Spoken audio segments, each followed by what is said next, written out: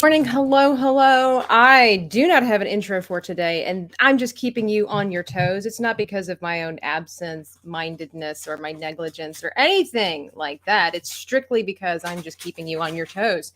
My name is Tabitha, and I am an artist, and I am continuing my series of teaching other YouTubers how to paint. And I've got a wonderful guest today, and I'm just going to go ahead and bring them on since we're just, not even going to worry about the other introduction. We have the Rogue Attraction with us Hi, today. people. Hello. I promise to try not to suck. Well, no, that's not going to even happen because of the fact that you can't really mess up art too much. Now, I will say with our painting today, there are going to be some nitty gritty details going on, but it's about having fun and exploring creativity and just making it your own. And just like I always tell everybody here, and I also tell my students, just because it doesn't look like my painting in the end doesn't make it bad, doesn't make it wrong. It could just be your interpretation thereof. But before we get too far ahead and start doing working on our project and everything like that, I was going to do this after my introduction, but here we are. I just want to say a huge shout out to all of my patrons over on Patreon. I really appreciate what all you guys do for me over there. It doesn't go unnoticed. And again, I really appreciate you supporting the channel in different ways. And for those that also hang out on my live painting streams that I've been doing in the evening, and I'll probably showcase some of that later on when we get started, just kind of have a break here and there in between. But excuse me. But yeah, I just wanted to say thank you so much for supporting me. If you want to support the channel in different ways, you can in the description box down below. But just being here, hanging out with us, I already consider that a win. So, thank you. So, Rogue, I just want to quickly give you an opportunity to tell everybody who you are and what it is that you do. I'll ask you some more questions as we get along in our project. But overall, like, who are you? I am a theme park enthusiast who does love to dabble in pop culture. I have gone to Disney since I was 18 months old. It is sort of ingrained in my blood. I have family members that actually helped build Magic Kingdom. So they were like, so it is instilled in my family's DNA, so to speak. I do have qualms with current company policies, but Yeah. for the most part, I go to theme parks and try to help people save money and have fun. If I can help someone save time or money on their future vacation, and if people enjoy watching it, then it's a win for everyone around. I just want to help people. That's nice. That's really nice. I thought you just went there for fun because you're theme park people. I didn't realize that you were also in it for kind of is philanthropic a word? Is that how you say that? Well, I mean, I've had so many bad trips in my family's lifetime that I wish we knew things, and it was trial and error over a long time to figure out, hey, don't go to the right in Magic Kingdom, go to the left. That's the first thing you do walking in. You don't go right. You don't go towards Tomorrowland. Everyone else goes towards Tomorrowland. You want to go opposite. Like, there's all little things that break the flow in terms of that stuff. And it's also like, I've eaten at every restaurant. I know what's bad. I know what's good. I know the chefs at lots of the restaurants. I know when they switch around, where you have to follow them. So it's sort of things I want to share that will make you not. Everything's so expensive now. Everything. Yeah. You don't want to waste your vacation money too on something that's going to be bad. That's true. I know it doesn't seem that way at times. It seems like I'm just having fun, but there is some insight to what I do. Oh, for sure. Yeah, if you guys are interested in theme park stuff and it sounds like a good idea to you to want to go save money and enjoy the theme parks as well, you can find all of his stuff down in the description box below, link to his channel and to his Twitter. You can follow him and he has some interesting adventures along the way. Sometimes the trees jump out and touch him. So you can go along for the ride for that. And good morning to everybody that has come along. I see Dawn and C4C. Appreciate that. If anybody else out there lurking, I totally understand. But feel free to jump in the chat. Ask Rogue any questions that you would. Your name is not actually Rogue, by the way, for anybody who might not know. Your It's name Tom. is Tom. And, you know, it is very difficult, even in like group chats and stuff like that, for me to actually call you Tom because I just, once somebody's been introduced to me as at a certain way, or I can't like undo that. I've actually met a couple of YouTubers where like, or talked with them and that find out that their name is not really their name. And it's just Yeah. like, Oh, once I you get hear their real name, it's like, no, it doesn't that. even seem like It's like a you. superhero identity. You just call them by the alter ego. You can't Exactly. call them by their secret identity. I It mean, just doesn't work.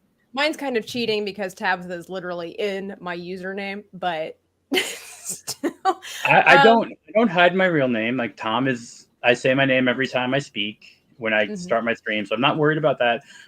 It's just Rogue is my dog. So Rogue, I found Rogue coming home from Disney after a trip on the side of the road, you know, emaciated, super underweight. So that's why she's in my title name. Like it has nothing to do with the X-Men character. It has nothing to do with. It's just my dog's name.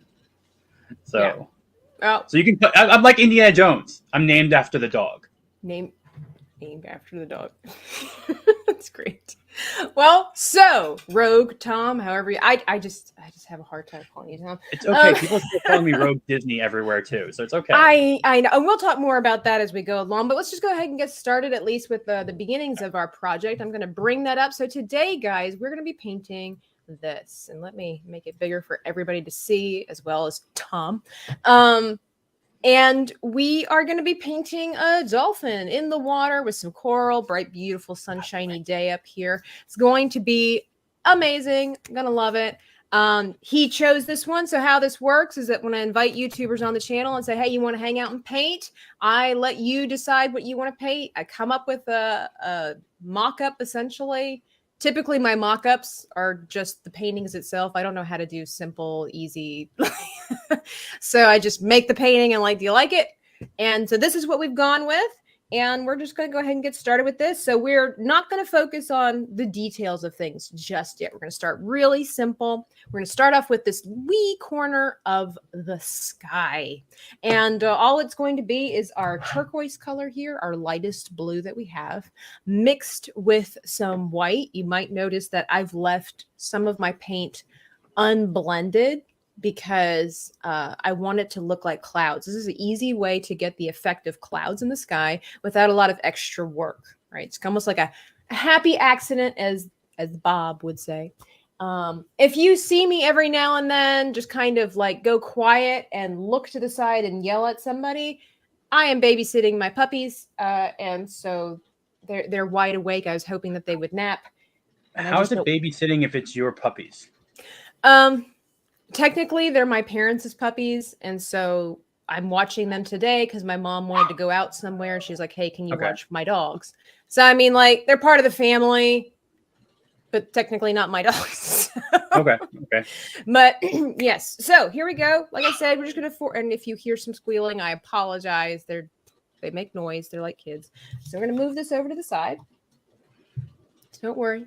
We'll bring it back. And we're going to grab our 1-inch flat brush, or the biggest brush that we brought with us today. Here we go. Puppy got upset by that comment. Yes, Dawn. I think it was he did, she did, one of them. Hey, don't chew on my marker box, sir. You know, I'm asking for trouble, so I'm going to get you started and then go move my marker box here. So we're going to do what's called two-toning. And that simply means that we're going to have two colors on the brush at one time, right? So I'm going to dip the corner of my brush into my turquoise, flip it over, and get some white, just like so. So we kind of almost have the Miami Dolphins here, which is very appropriate. We just need that splash of orange. And excuse me, I am going to make sure that my turquoise is towards the corner. And we're just going to do some swooshing motions back and forth, nice long strokes, just like so. And let the paint kind of merge on the canvas right in front of our eyes. Just nice back and forth motion like so. I'm going to incorporate a lot more white. I don't want this to blend with the ocean too much, so I really want it to be very pale. And of course, I will be going a little bit faster than my guests, just so that way they can see where it is that we're going, what to anticipate, perhaps a little bit of what it should look like. Because again, everybody's going to bring their own creativity to the table today, as always. I think it's a little bit boring if everybody's painting looks the same. And I'm going to make it a pretty generous corner. Let me just go ahead and do that so you can see a pretty decent sized corner here. That way, we don't have anything blocked off by, or not blocked off, missing out when we start blocking things off. But I'm going to quickly step to the side and go tackle these dogs. Make sure they don't chew on my expensive markers that my fault, I left the box on the floor. Hi, people.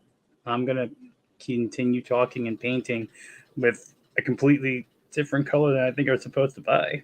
So, yeah. But it looks like a sky, I think. Of course it looks like the sky. If it's blue, we got the sky.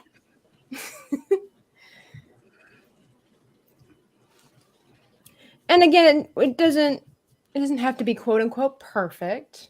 The sky is not our main focus today. It's going to be all about the dolphin and that little bit of coral here. So, I mean, like when you look at this original painting, you're not focusing on the sky. It just helps to complete the story versus the actual centerpiece, the showcase over here with the dolphin. Okay. Oh, let me get a little bit more white. And again, you can see I've got some streaks going on here. And so I like that. I prefer that just so that way it looks like I've got little wispy clouds. And I am doing it at an angle as well, just to kind of create some movement. Like oh, yes. I would lighten it up a little bit more. More white, because we want to make sure that the waves that are cresting the top there, or, you know, that we can see quite the difference. We are going to do some lighter moments up in here to do some reflection of the water, but you know, it looks good. I just recommend that we lighten it up so that way, like I said, it could be seen the difference in all of that.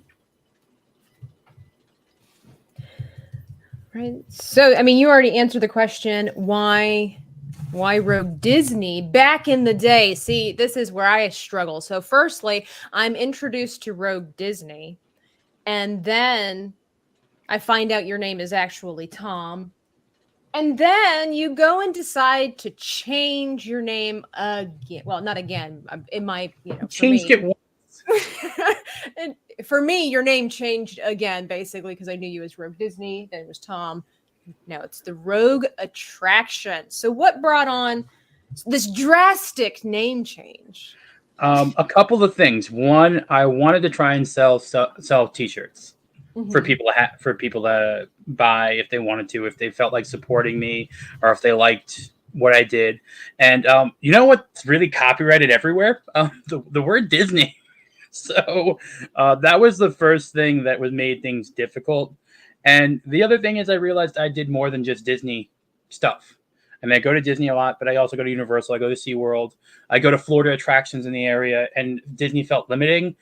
And also at the time frame, I was asked to become part of Geeks and Gamers, and they're not a big fan of Disney. So it kind of went along with that same time frame of just trying to make something that still represented why I made my channel name. Like, I wanted Rogue to be in there no matter what. I do cover different type of attractions, but at some point I want to do more than just talk about the theme parks, because people have other inspirations and other things they like. So I want to try to bring more people that I like to talk to in other places around more often. Like, I mean, don't get me wrong. I love walking around theme parks with Drunk 3PO, but I like to talk to other people too. I'm sure a lot of people be like, what? Are you kidding?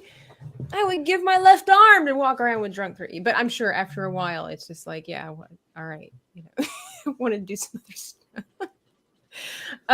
Dawn says, ARG. Hang on, my mouse, where'd it go? What's happening? Arg, still haven't gotten Tom's shirt. We'll fix that soon.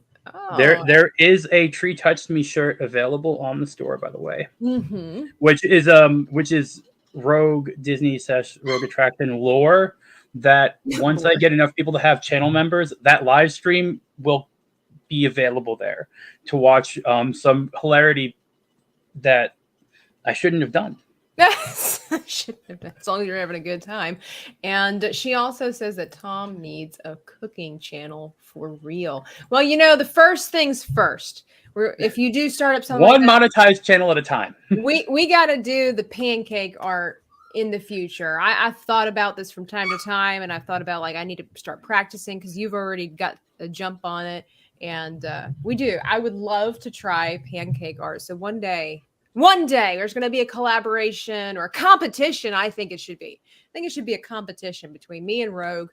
And here's the thing, just because I'm an artist, people make this common mistake where when people are artistic, that they're naturally just good at all mediums of art. This is not true. We might be more creative also, and understand. Taste will matter too. What? We're gonna need to have someone judge the taste. Yes. Oh, taste. Great. It's food. Look, I'm not. I mean, I can cook. I can bake me a nice set of cookies and cakes and things like that. But I'm about the aesthetic. Now you want me to make it taste good? Okay. So Objection. Do I need to go lighter still? Let me bring this up and make it a little bit bigger for me. Well, I would love to, but it's not working. Here we go. That's beautiful. Oh, I like that your clouds are different than mine. See, that's nice. No, I'll work with that. I think that would be great. Okay. All right. So that being said, so we're going to give this kind of a little bit of time to dry. And I'm going to rinse my brush. Okay. Got that under control. And in my Hollow Scream skull cup. Excellent. And we're going to dry that off in our towel, squeeze out the excess water according to the shape. And let me get us started on our next portion. And then I'm going to ask you a little bit about Hollow Scream and some of the stuff that you do. No problem. So let me bring back our original piece here. And of course, like I want to tell everybody, tell my students, tell my guests, if at any point you need me to explain things, you need me to show you how to do something again, I am more than happy to. I am here for you to create something beautiful. And I want you to enjoy the time. If I'm going too slow, if I'm going too fast, just say, hey, hang on, show me that one more time. I missed it. Just let me know. Happy to do that. So we got most of the turquoise off. Yeah, it's okay because you don't have to get it perfectly clean. We are going to be working with a multitude of blues here. And so that one will work into each other. The biggest thing about this painting is going to be contrast, right? So the reason that we wanted to rinse our brush is because it was quote unquote tainted with white. And so we want to get the most out of the darkest blue that we have over here. Okay. So we're up to the darkest blue now. We're going to be starting to use the dark blue and working our way towards up here. So you can see over here, it's predominantly a solid, and then it goes up here and it gets to really choppy with all of our colors, kind of looking like an Aquafresh tube of toothpaste over here. Nice and refreshing.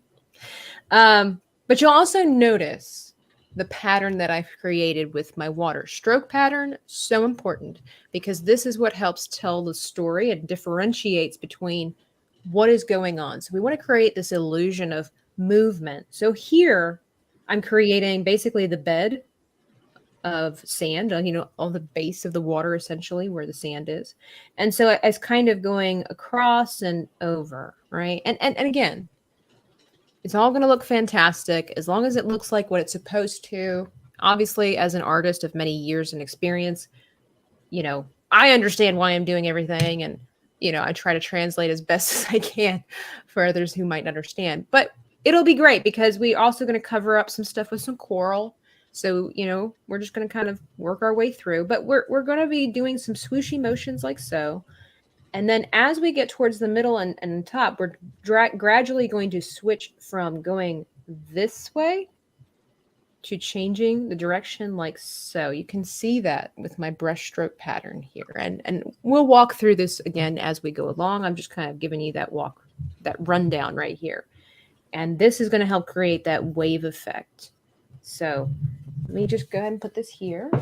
I'm not using the same brush I just used, correct? Or am We I? are using the same brush. Okay. We're going to use this brush for pretty much all of the water. Okay. And the foam. And we're going to go ahead and start. We're going to start with our darkest blue here, and then we're just going to work our way up this little path here. So I'm just going to put a little bit of the other blue in one of the pins. Okay. Yeah, I'm sorry. So you should go ahead and have all of your blues out. I've been adding as you told me colors. Yeah, okay. So let me just pause right here and give you a chance. If you see my palette there, Rogue, minus the green that was left over from a class that I taught yesterday, go ahead and put your colors already on your palette. That'll make things easier when we start blending and merging and creating all that there is. I think I'll have to use these smaller ones for double up because I only have so many big bins. So red, you're going in two different ones. Okay, red is a very powerful color, so we don't need too much of it. This is what came out when I poured it. Now. But got all my blues and yellows and whites and reds. Okay, sorry, I should have done that from the beginning. No, it's okay. My mistake. Again, it was one of those situations where I guess I just assumed you would do that, but you should never assume because here I am feeling silly. So, I'm the one that was silly. Yes, but I am the instructor. I'm the teacher. So it's whatever quote unquote shortcoming you might have is a reflection of me because I did not adequately prepare you. So it's not about you, Tom. My teachers all about me. Not act that way. They blame me all the time. It is all about me right now as the teacher. If you mess up, it's my fault. If you create something beautiful, it's because of me. No, it's going to be you. But so, here we go. I'm just going to straight up start up with my dark blue. Hello, Achilles Jones. He says, I am late. Hello, Tabitha. Hello, Rogue Attraction. And hello, everyone. Glad you could make it. It's no problem. We're just getting started. We're going to start doing a beautiful dolphin painting. Carry on with our water here. Please be sure to like the video if you haven't already. It really helps me out, and I appreciate it. Gives my self-esteem a boost. Anyway, here we go. So just going to go ahead and just do a couple of swipes this way. Just straight across to kind of get the jitters out. We'll be adding, colors and different things along the way. But right now we're just going to go ahead and carry a straight line of dark blue across. My dogs are just running around having a great time, hitting their head on the furniture. I don't know how they're surviving. They're crazy little things. But speaking of, pets and all that stuff. So you have a little friend that you carry with you. Yes. All the time. How did that start? How did you get little Zort, the Kowakian monkey lizard from Star Wars? Everybody might be familiar with him as that annoying but kind of cute, creepy little thing at Jabba's belly. Or actually around his tail. That's where he usually hung out around his tail, wasn't it? And just kind of laughed at everybody in that really kind of evil, high-pitched way. How did you take that and put it on your shoulder? It actually has a bit of a meaning behind it. It's not just a gimmick. My dad's favorite Star Wars character was actually Salacious Crumb. He loved the way it looked. Yeah. And my dad was the big reason we got into going to Disney because he brought into DVC and stuff like that. And he passed not too long ago. Oh. So I kind of want to have the idea that I'm still going around with him a little bit. Oh, okay. So that's kind of why it's I know it's weird and sappy, but it's sort of just a way to make it seem like he's still hanging out in the parks with me. Well, and it kind of gives an icon for you. You're like that guy, right? Everybody's kind of got like a gimmick typically or something like that. And the fact that you're going to theme parks with this caricature on your shoulder is actually kind of fitting. It's better to be a little bit above life. I'm sure people stop from time to time, stop you and be like, what is that? Yes, a lot. Like, dude, what's that on your shoulder? Even George Lucas sees you, man. Like, look at that. George Lucas in the chat. Thank you for being here, man. Thank you for being so lax with your copyrights. Right. Exactly. We love and appreciate George. We have questions. That's all. Well, maybe you should get a T-shirt that says "World's Best Dad" or "Number One Dad for Zort." I don't know how much my dad would actually have appreciated. Oh, okay. Not that kind compared of humor. Okay. He was a little bit more of a stoic person. He was a cop. It was a little bit more. All right. So how much? Oh, we just keep going up. Okay. We're gonna just a little bit. We're gonna start getting lighter here. I don't want to do. Sorry. It's okay. Yeah. I'm just glad Rogue isn't hearing them bark. Because then she would start. It would just start a whole mess of things. Oh, a whole bunch of yodeling. It's Commander Phil. He says hello, or CMDR. I say Commander. Is that what we're? Is it Commander? It is Commander Phil. Okay, because that's how I read that really quickly. Hail everyone. Rogue, tell the chat what happened last night. Well, before he does that, so I don't want to use too much dark blue. I know contrast is strong here, but so just double checking, is this okay so far? Yes, that is fantastic. That's perfect. So we both have the little swooshy going on right here. Guys, honestly, you're embarrassing me.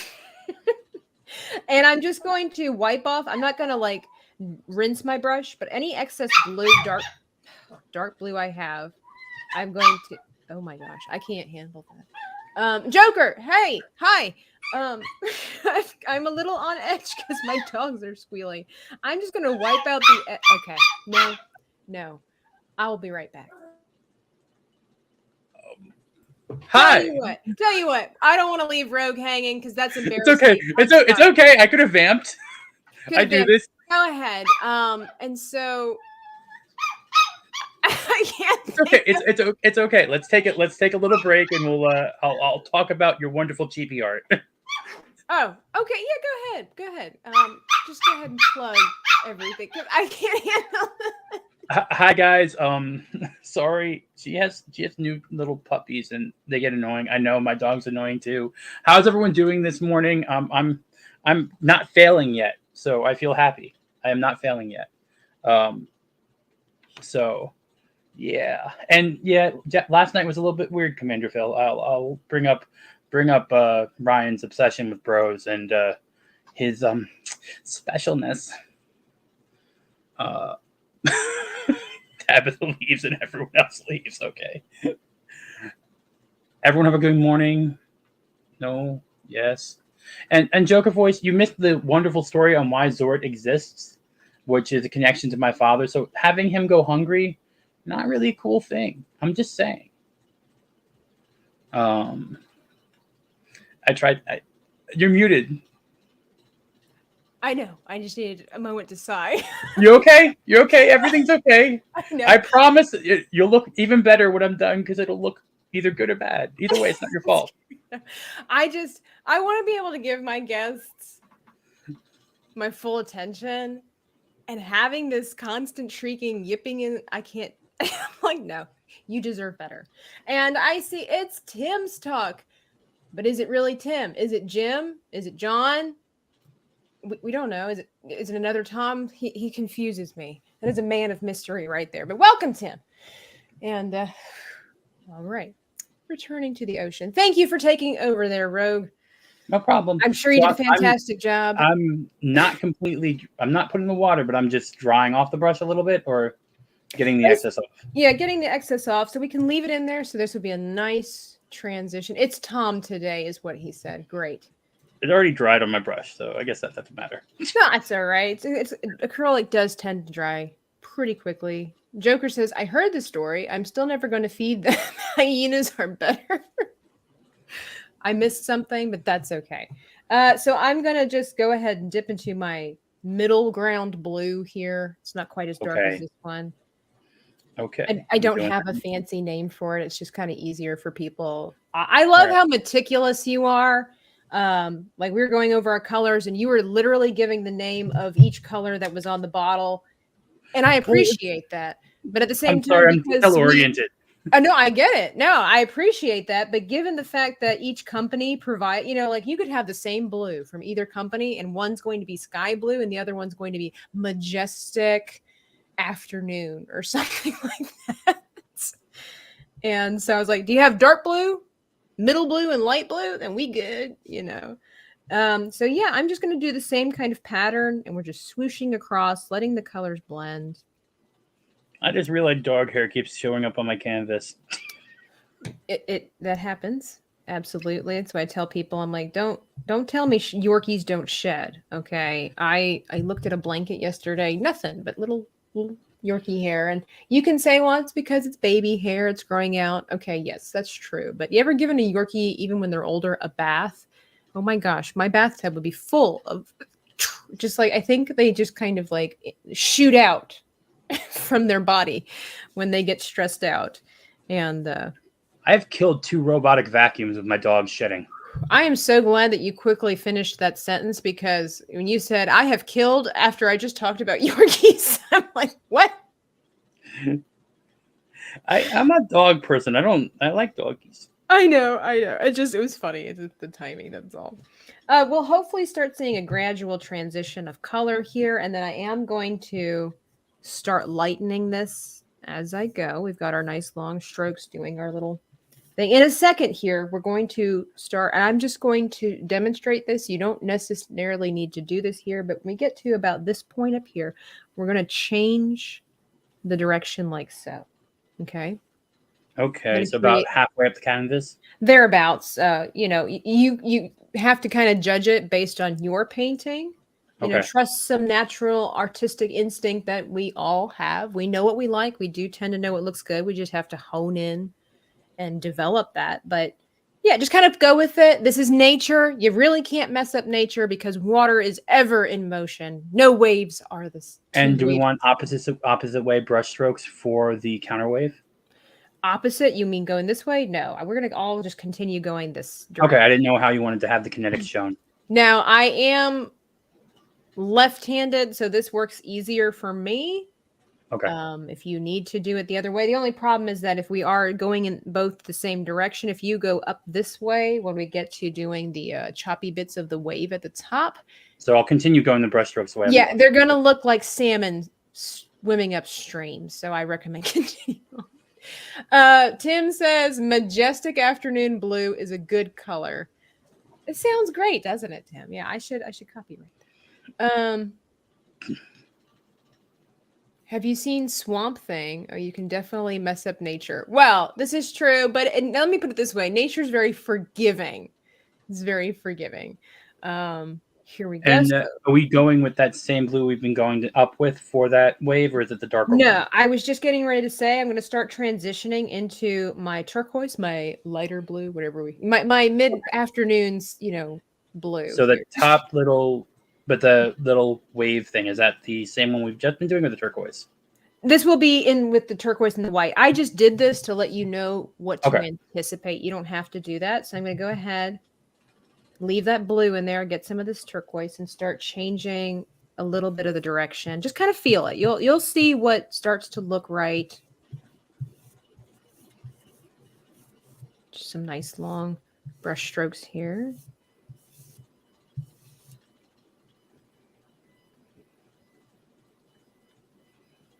And I hope everybody is having a great day. Again, please be sure to hit the like button. And then you can also, you can check out Rogue's Twitter later on and find him. Okay, here's another question. It says at Godsy64. It doesn't say Rogue Disney. It doesn't say Rogue Attraction. It doesn't even say Tom with the monkey lizard on his shoulder.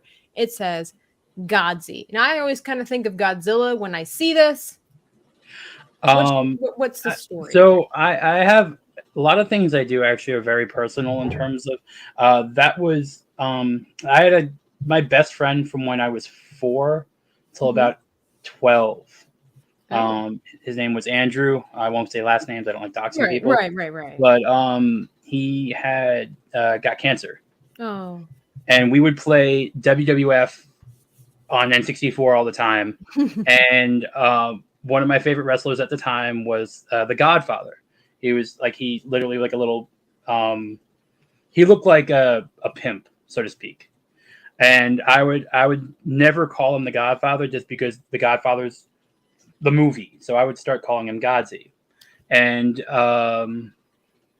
so that's sort of where the name came from. And then my friend started calling me Godzi in school and everything like that. And it just sort of came. That was my instant messenger handle. Surprisingly enough, there were 68 other people that had Godzi. I don't know why in 1995 or 6 or whatever, when instant messenger was big, or 98. But so I ended up on 69, and it just became my PlayStation handle. It just has stuck with me, but it was because my friend gave me that nickname, and I that's why I won't delete that Twitter. It's been around forever. That's why I won't change my PSN handle. I keep things from people that I know and care about. I don't won't get rid of them. If that makes sense. No, that's nice. I just had to ask because I'm like, okay, great. We've got another name. We've got Rogue. We've got Tom. We've got Rogue Disney. We have Rogue Attraction. Now we have Godzi. What secret life are you living? Not a billionaire, I can tell you that. Not a billion. Well, I didn't want to say anything about my own personal life for that, but I try not to let people know that about me. I try to remain humble, so like struggling artist. The Selena Kyle Catwoman thing going on. Exactly. This is why, I throw up the tip jar. I put PayPal links in the description box because I don't want people to know that I'm actually rolling in the cash. I want them to assume that I'm poor.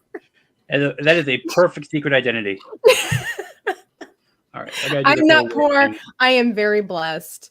So the top wave thing is the turquoise and the white. We're getting ready to do that. We're going to start transitioning to even lighter colors here. Still leaving the dark blue in there because it just kind of helps. You'll notice that I've got kind of like our sky. Everything works into itself, right? So you'll notice that I have little patches that are not perfectly blended. This is okay. A lot of patches that are not perfectly blended. And that's fine because when people don't realize when they're painting nature, lesson right here, come on in the house, guys, is that when it comes to painting nature, as I've already said, it's very forgiving, right? But there's also a lot of scientific realism that you need to consider when you are painting. Okay, right? So like in the clouds, you're laughing at me. You're just dismissed. So like in the clouds, I have like distinct layers. It doesn't look like ocean at all. Sorry. Sure it does. It's an abstract ocean. Okay. What I was saying though with the clouds is that, so I've left, well, we can't see it anymore because I turned it off. But anyway, I left choppiness in the sky because it gives the illusion of clouds without having to make them, right? And then the same thing with our ocean. So we do know that while water is clear, just like Ziploc bags, when you start layering them, they start reflecting, all the sciencey, gimmicky crap about colors and prisms and whatever, but it turns essentially blue. And there are going to be patches of water that have shadows in them from things flying above, stuff from underneath. All of this goes into effect and goes into play. You want to consider this when you're making it. So you kind of develop a story as you're playing along. And again, if you're not necessarily an artist and this isn't what you do on the regular, this is stuff you have to learn to create, when you're starting to create. So don't be hard on yourself. Again, if it doesn't look like mine, spent years trying to figure this stuff out, still figuring it out.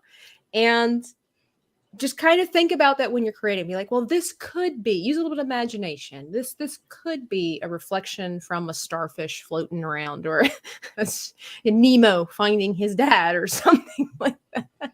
It's all good. It's going to turn out fantastically. So when we're blending, we're going to get into white. I'm still leaving all this blue on here. And don't worry, again, remember, guys, we're going to be adding a lot of elements. We got a dolphin that's going to be our main focus. So it's going to cover up a lot of our insecurities, right? For our water. Okay. He's the main focus. Everything's not necessarily needing to be perfect in the water because it's not our focus, right? And then we got the beautiful coral at the bottom.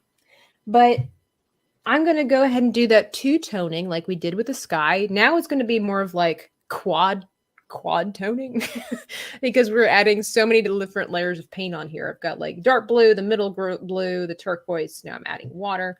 I'm going to get a little more turquoise and a little bit of blue, white here. Putting the white towards the top. And hopefully you're starting to also change a little bit of that direction of the pattern of the strokes here. And again, thank you everybody for being here. Appreciate you. Hope you're having a great Saturday morning. And I didn't say hello to Drunk 3PO. Hello, hi. Hope you're having a great morning. Oh, by the way, speaking of which, if you want to get yourself some really cool stuff, 9 Line Apparel, Jay's got some new stuff in 9 Line Apparel. I am wearing it. Welcome to the rebellion. And for those that may not have known, it actually has the Geeks and Gamers logo in the back. I don't know if you can see that because I don't have eyes in the back of my head, but you can get you some. Use Drunk 3PO 20 to get a discount. There's my commercial. There we go. It's a comfortable shirt. It's actually the same shirt quality that I sell in my shop on Etsy for the shirts that I sell. Same quality. So if you have a 9 Line Apparel t-shirt and you like the softness of it and you kind of wish they would do some pop culture stuff, you could head over to my Etsy shop and get the same quality t-shirt as 9 Line Apparel. What about that? How about them apples? Anyway, here we go. Just going to start stroking down, get some. The more you go back and forth, by the way, Rip, the more the blend will be smoother. I am all about blending. Yeah. Love me some blend. Not everybody does. Some people like the choppiness. That is fine. Maybe it's just a tumultuous day in your water area there. I mean, you guys, maybe this is a depiction of after Hurricane Ian. There you go. You know, jokes aside, glad everybody is okay. The people that we know that live in Florida, glad they made it okay. Thank you, Joker. I do have really nice, luscious brown hair. I will say, double washing. It's my secret. Here we go. But yeah, just take your time here.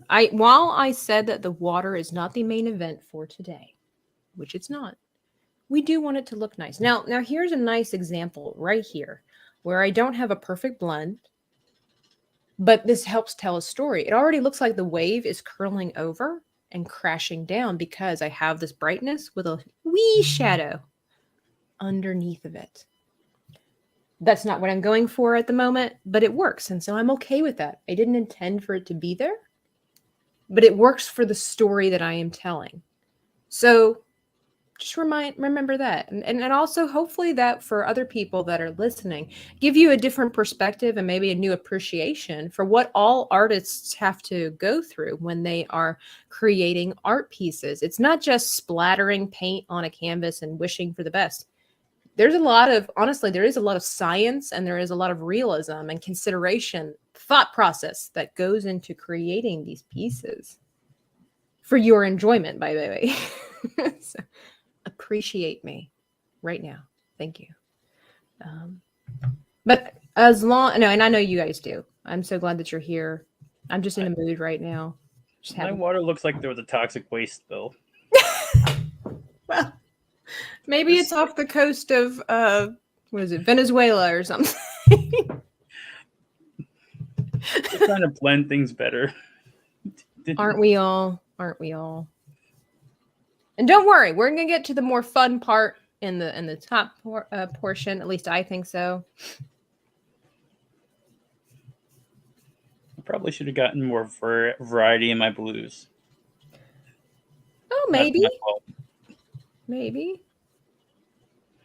You can always kind of go back over. I'm going to erase this little seam here just so because I can. So you could show you that it's okay if you need. We were using all the same kind of color, if you will. It's just different tones, different shades and different tints of it. And so if you need to just gently go back over and soften some things up, you can. Anytime you're starting to introduce different colors is when it gets too complicated. Different families. That's when it gets really complicated. Does the canvas absorption rate affect the paint that much? Well, it depends on what kind of surface you're using. You know, if you're using paper, like watercolor paper, it will absorb a lot of the moisture. Regular paper will do that too. I am using a canvas paper. Like it's literally just sheets of canvas that have been cut into paper size. But I haven't noticed that it's affected the drying level. I say the same thing to Batsy at what he calls crime scenes. He doesn't seem to agree. What, that they work into each other? Commander Phil wants to know, what did you do, Tom? What do you mean? What did I do? I guess because you said mine looks like a something something. It does. It does look like a. It Hang looks on. very dirty. It looks like the water is very dirty. I don't think it looks like the water's dirty. I think it looks like the water is churning. Okay. I don't think it looks dirty. Now, I can see that what maybe you're perceiving as dirty is the fact that you are using shorter strokes than I am. You're not using nice long strokes like this. So what I would recommend is carry that through. Okay. Because if you use shorter strokes, it will look more choppy because it's abrupt. It just stops. And so if you want it to look really smooth, very elegant and tranquil, just carry that on through to the edge and just go back and forth constantly with that same motion. Very graceful here. And that should help smooth out a lot of that choppiness and maybe give it more of the illusion, the appearance of smoother waters, easier waters, not so tumultuous. I think that comes from my sketching background.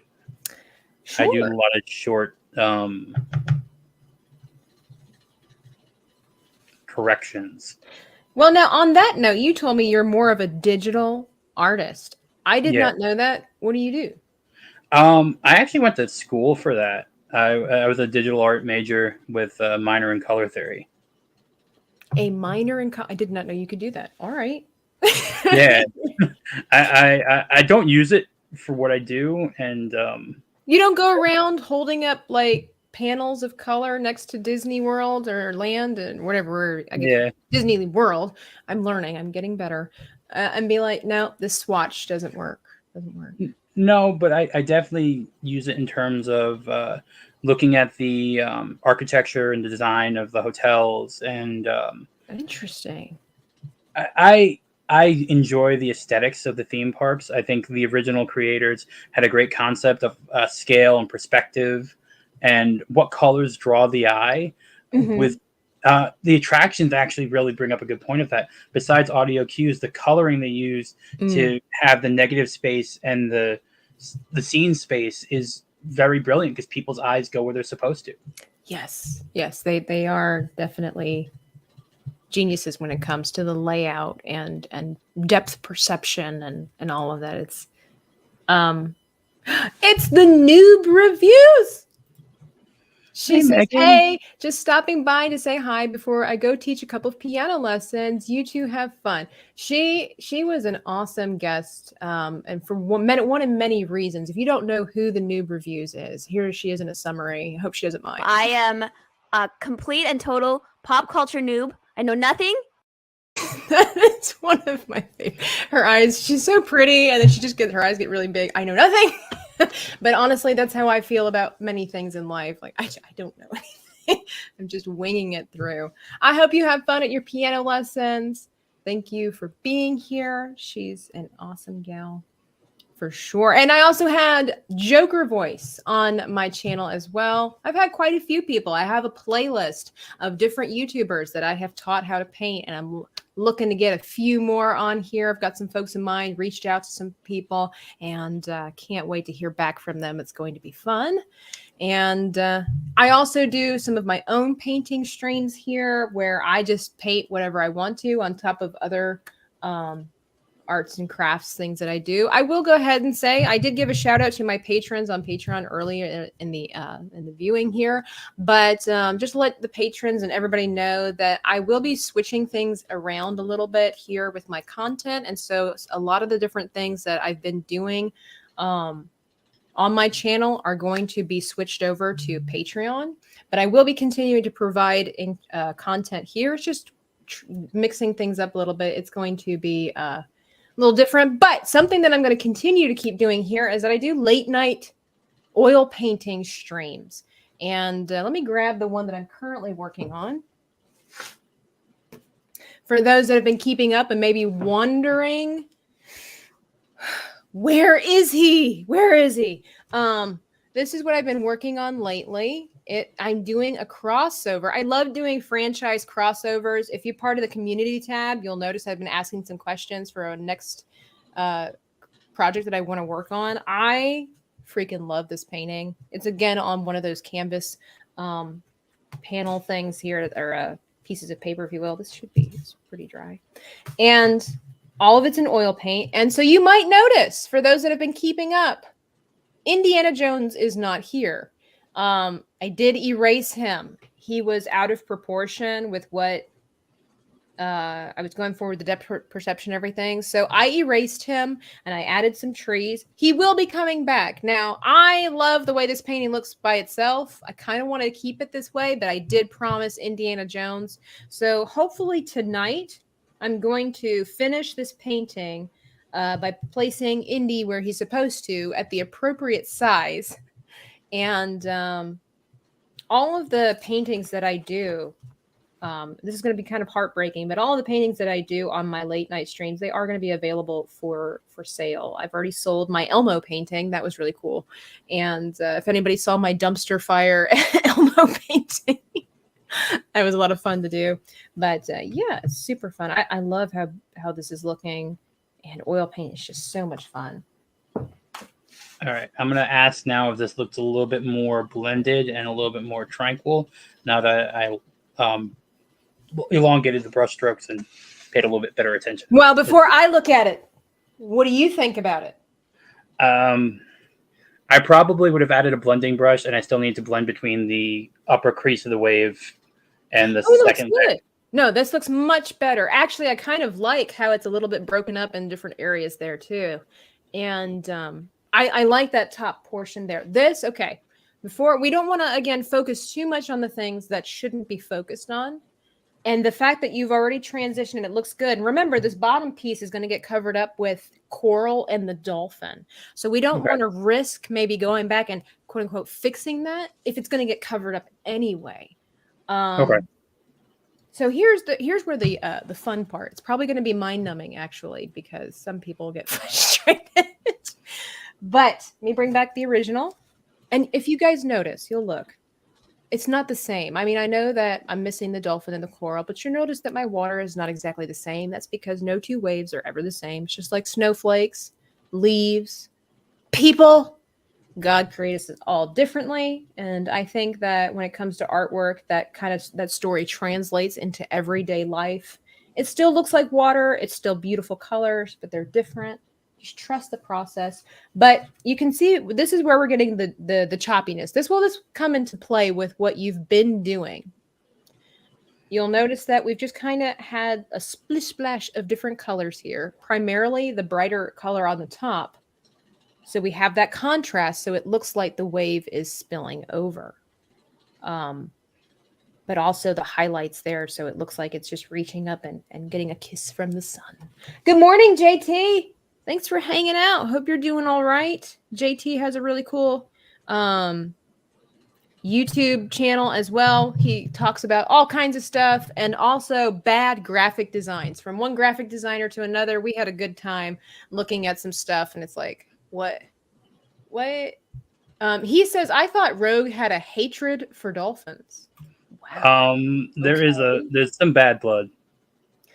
Okay. Tell me about that once I get you started on the top portion here. Are you doing okay? Are you ready for the next step, or you need a minute? I think so. I have the wave kind of going near to where you have it. I don't know if the negative space is too much between. Should I be connecting those a little bit more? Let me see here. Or is that? No, I think it's pretty good. What I would recommend is that you hang on. I mean, it wouldn't be bad. It's just going to be a really high wave. Excuse me, which is totally fine if you wanted to. I noticed that in your area up here, that your sky cuts off kind of around here. Yeah. Okay. So what I would recommend is it's totally fine. It's not a problem. Easy solution that I would recommend doing just in case you don't want to have too big of a wave here. And again, no wrong answers. It's just different perception, different stance of when you're looking at this. I would recommend rinsing off your brush and getting that dark blue out. And then going back to the original colors that we used with our sky, and just try to carry it over a little bit more towards the corner. Okay. Just a little bit. I think that will be beneficial. You might end up covering it all completely with a wave. That's totally fine, but it's almost like a precautionary measure so that So we're not left with gaping holes. So the dark blue and the white again for the sky, or Excuse me, that would be the turquoise. The turquoise and the white, because you said dark blue before. No, I said to rinse out the dark blue from your brush. Okay. So that way it doesn't go into your sky. Gotcha.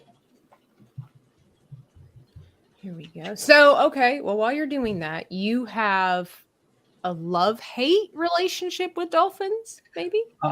So I live on a canal with water behind me. It's connected to the ocean, and my dog is very adventurous, let's say. Okay. She's not afraid of the water. And there was a dolphin in the water, and my dog was like, I'm going to go play with the dolphin, and jumped on top of the dolphin. The dog jumped on top of a dolphin. Yes. And Cool. then the dolphin started attacking my dog. Oh. So I jumped into the water after my dog, and I got continually hit with his snout, the dolphin, and my back until I got her out of the water. You So were I got attacked by a dolphin. Yes, I was attacked by a dolphin. It was not a, and my neighbor was just laughing. They're like 75. They're watching you?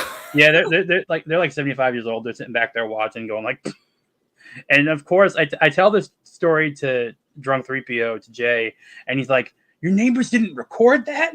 I'm like, they're 70. I don't even know if they have a smartphone. We're like two different minds. He's like, they didn't record that. I'm like, they didn't help you? No, so my 65-pound English bulldog mix in her little floaty vest because she can't swim. Oh, I'm talking about you. It's like, that's an embarrassing story. I don't want to hear about it anymore. But yeah, so I'm probably the only person in Florida that got assaulted by a dolphin. He's on paper. Celebrity Jeremy says, on paper, this story seems so surreal. It was not fun. I had welts on my back for like a month.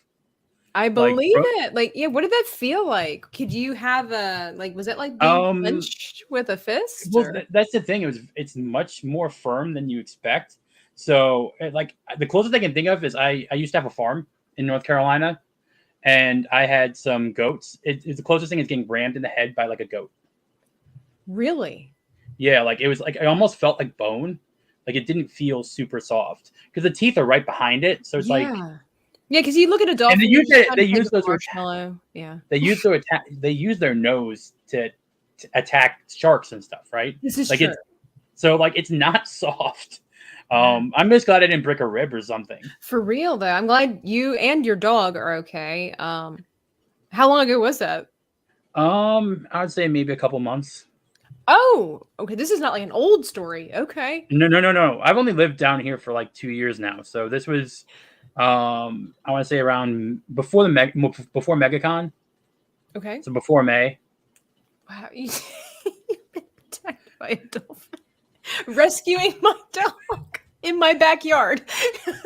It's an appropriate Florida story. Florida things. That was like when on After the Weekend with R2, Maria, and JT was their celebration stream, I think it was. And Drunk 3PO was talking about if you type in, was it Florida Man and your birthday or something like that, you'll get weird stories that are associated with your birthday or something like that. And we were all doing it. And some of them were really weird. Some of them are hilarious, but apparently a lot of the things that came up are like have happened in Florida. What is with that state? It's like its own little. It's America's Australia. That's not Texas. I don't know. They both have like a weird amount of weird animals. True. I think Texas is a little bit more sane than Florida. And the only reason I'm saying it is because their weather patterns are a little different, and it's where the people come from. Florida's a lot of New Yorkers, and we're crazy people to begin with too. I think this would be the next. I think what we're going to do, Celebrity Jeremy, is that what I'm going to do is that I'm just going to put like, oh, you can't see things back up here. I'm just going to put a little man over here floating on a, with a dog swimming away and put Tom's hat on there. So is this more appropriate in terms of? I think that's great. I think that's fantastic. Okay. Hello, Zombie Box Reviews. Let me switch this around. All right, so let's just continue on, and then I have a question to ask you after what you just said. So, okay, so we're doing great. You can go ahead and you've got your turquoise and your white in there. I still have my dark blue. I'm going to go for my mid blue. Okay. It's just a wee bit of that on my brush. And we're going to do a lot of back and forth here. Don't panic. Be okay. But again, bring this back up. You'll notice that there's no exactness to what we're about to do here. This does have a lot to do with feeling and personal vibe, okay? We are essentially trying to get darks and lights conflicting with one another to create the illusion that the water is spilling over, but that the top portions are, the peaks are getting the sunlight, okay? So we'll start off real simple. And again, you'll notice the breakup in the pattern. You were talking about like how earlier, we were talking about how it was choppy in here for you. That will work for you here but just make sure it's going in that direction, right? Okay. Here we go. So I'm just going to start here, start at the top, and I'm just going to do a couple of shorter strokes. Now these are still elegant kind of strokes, right? You'll notice if I do this, I get little wispies. They're not quite as choppy. They're not abrupt like this. Okay. Right. So is this the darkest blue or the medium blue? This is the medium blue. I don't think we're going to use the dark blue for this yet. We're not going to use the dark blue for this. Okay. Here we go. And so I'm going to just kind of put a couple of strokes down and basically use up what I have. Because you'll notice it just kind of starts getting fainter as I go along.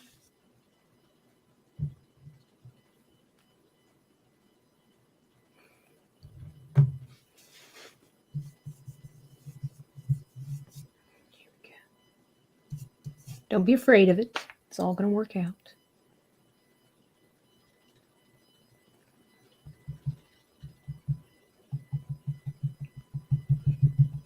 And I'm filling in all the white space with this? No. We're just going to put a couple of little splashes of that in here, like so. Okay. And then I'm going to go and dip into my turquoise and kind of just kind of flick it through so that some of it will blend with the blue, some of it will not. Now, again, this is one of these moments where I can give you a lot of instruction, but it really is just going to rely a lot on feeling and perception. Like I already can look at this and I can see where it's going. Again, let me bring up the original one here. It's going to look different from my original one. It's okay. And Joker says, no, Tom, be afraid. Be very afraid. Don't be afraid. And so you'll notice that we're just going to go back and forth. We might have to touch back on the dark or the mid blue every now and then. Put a splash of white here. It's all going to work out. And just kind of create these rounded motions, right? So like this. So that there will be some choppiness, but it looks like we have a breakup in the water at the top. The water is breaking up.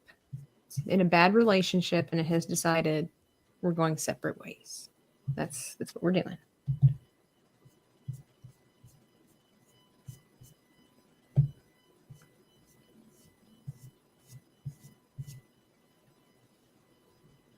Let me curve this down a little bit.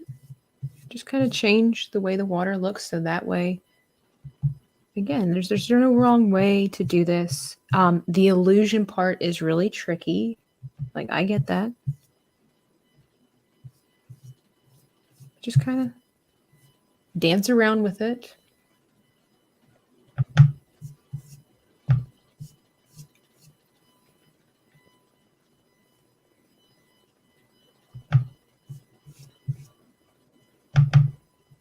I am. I'm literally bouncing back and forth between my white and my blue, my turquoise.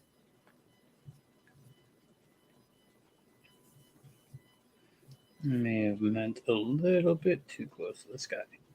No, it's okay. That's totally fine because that basically just means that we're at a lower. Well, just because you painted too close to the sky, Tom, doesn't mean that you had to leave. I wasn't going to make fun of you, but that's fine. Be that way.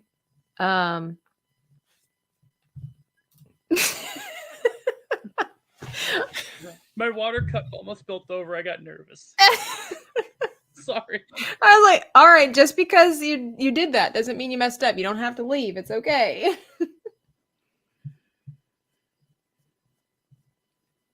It's all good.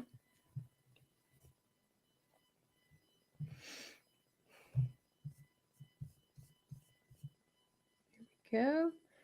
And again, I want it to be a little bit brighter at the top. This is why we try to have a difference between, obviously the sky and the water. It can be tricky because of the fact that sky is also blue, but this is where we get, the differences. And I'm just going to put some little peaks of white here. And I know it's kind of going quickly, and I apologize for that. It's just kind of how it goes. You just kind of, again, feel it. Just do the little brush strokes. Don't overthink it.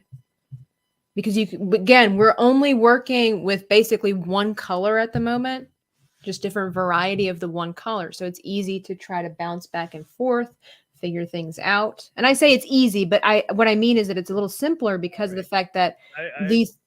Mm-hmm. Okay, is this okay? I'm completely like. No, you're good. Ooh, from afar away, it looks really good right now. Oh, that's nice.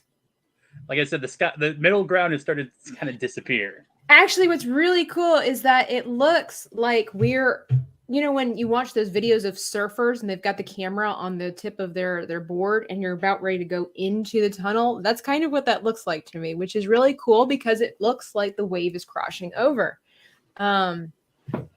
That's fantastic. Now, again, use your judgment. If you kind of like how it's looking, don't change anything then. I think it looks pretty cool. I think the problem is the two middle blues I bought. The middle blue I bought is closer to turquoise and blue. So that's why I'm wondering if I should put a little bit of the darker blue, like mixed with the white on the top to try and have more of that sort of deep blue. Hey, if that's something you'd like to try, feel free.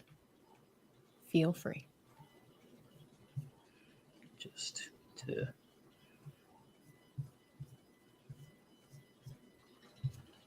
all right, just a little bit, just on that peak there, just to give. Yeah, I know the water down here has more of that teal turquoise color than the northern. Like I used to go to Jones Beach Alive when I lived in New York, and that's like a darker, rich blue ocean color. Right? Okay. See, there you go. Tell the story. Like that's different than when I was at Cocoa Beach yesterday, and you're getting this like clear, more turquoise green color based on the temperature of the water, how the surf is, how the beach is, the number of shell, like everything in there reflects a different. Yeah. See, there you go. Make a story. All right. There you go. All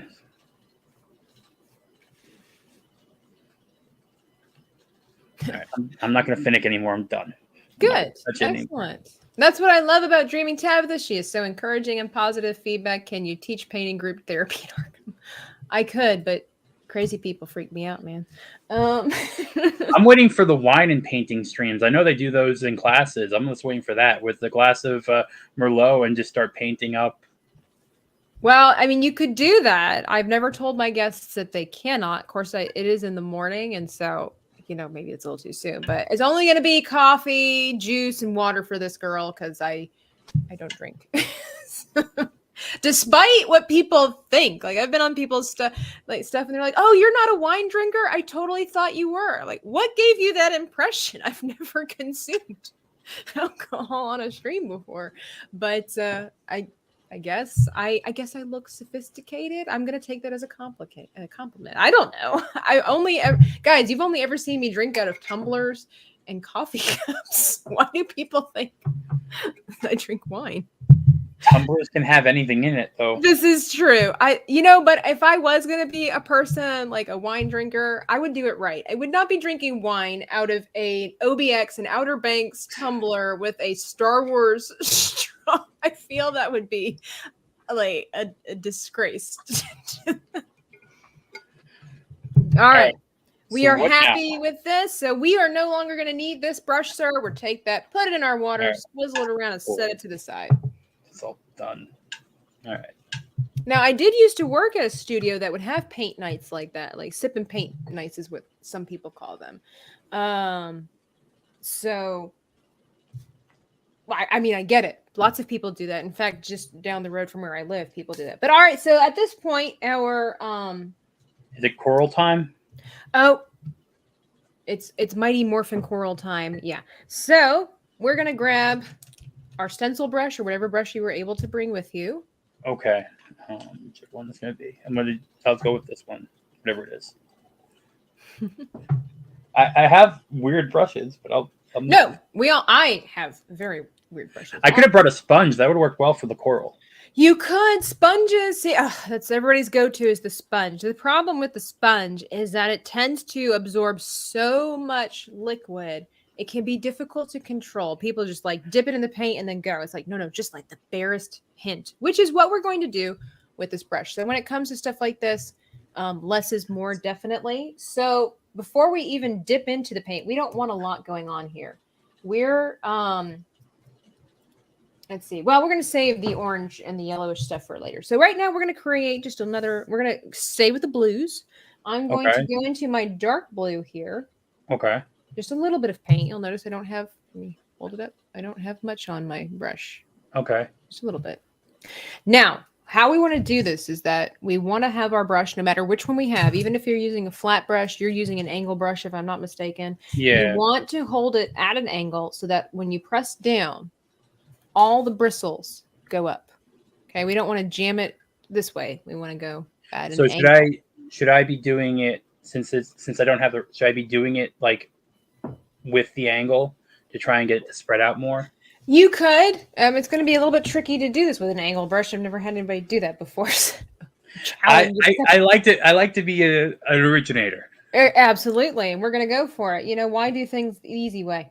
So, I mean, that's my philosophy anyway. So we're going to just go ahead and start up here and work our way across. If I bring back my original painting, we're going to lay down the shadows first and then build up. Okay. So all I'm going to do, that way we can see it. I'm going to start over here and just do very gentle things. I don't want to fill up the space. I just want a couple of these little blips. So we're dotting? Like almost Here. like Yep, and we're going to so we're going to do it at an angle and we're going to do this motion basically. Here we go. And even if you can't really see it on the darker spots, that's okay. It's creating like the illusion of texture. It's giving us practice for how much paint to put on here. And this way it gives us a little bit more confidence because of the fact that we can't see a lot of it. Because again, I'm going into my darker zone here. The camera is not picking that up. I can see the difference, but you guys won't be able to, but that's okay. We're laying a foundation here. Way too much paint. Yes, there you go. Just wipe off any excess. You don't want a lot. And what I'm going to do is make this a little bit higher on this side over here. So let me go up a little bit. I always start a little lower because I can always build up. So we're almost going in like a kind of a contrast again. We're going in the opposite direction, the opposite angle of what we were doing. Okay, so this... Moving right along. And because I want to make sure we have plenty of time to get to our dolphin, our main event here. So you were saying you're from New York? Born in the Bronx. Ooh. Tough guy. Well, so just roll with it. my family's mainly Italian. Oh, okay. I actually have. Do you know who Lucky Luciano is? No.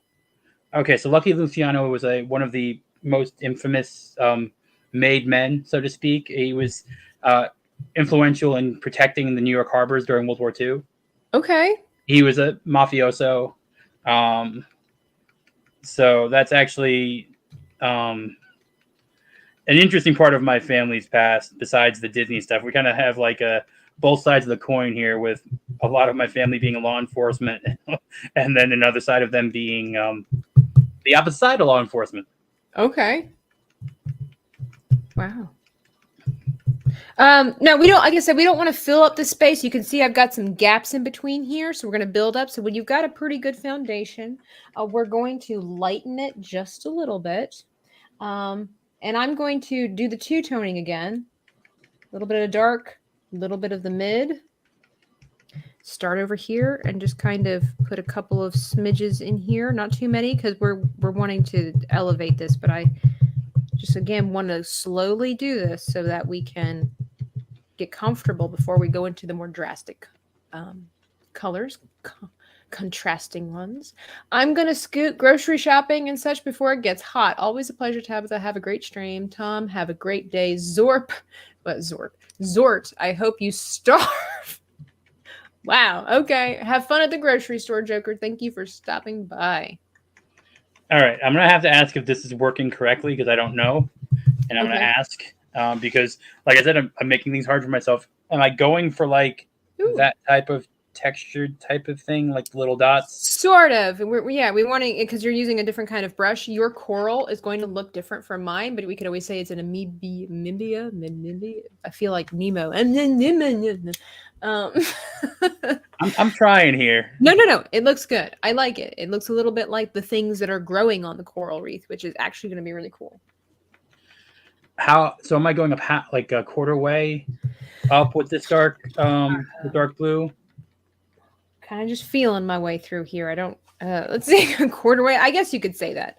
I'm sorry. No. You're fine. It's just the way my brain works. Like, you are a meticulous, detailed person. I can be, but in a different way. I'm very detailed, but I don't know terms, or don't use them rather. But yeah, I mean, I would go a little less, because you can always add more. Okay. Less is more.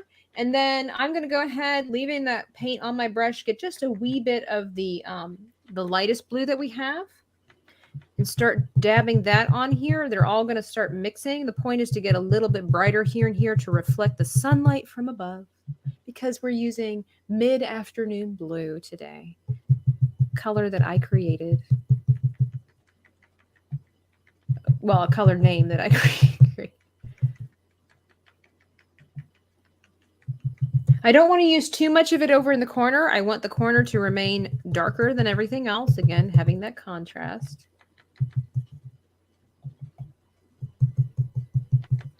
Just kind of feeling my way through, making my way downtown, all that stuff. I feel like I'm doing a tattoo. Yeah. This seems like a skill I have to need in a prison or something. Right, a manual tattoo artist right here, yeah.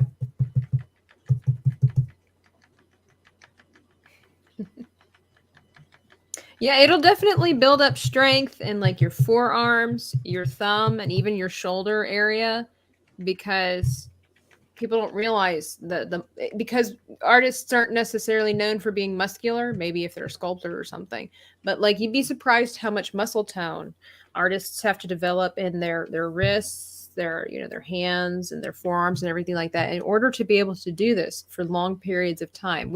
I tell people we have muscles for precision, not necessarily for strength. Because if you want to do delicate artwork and stuff like that, big muscles aren't really going to help you. But hopefully you can see it, the image coming to life.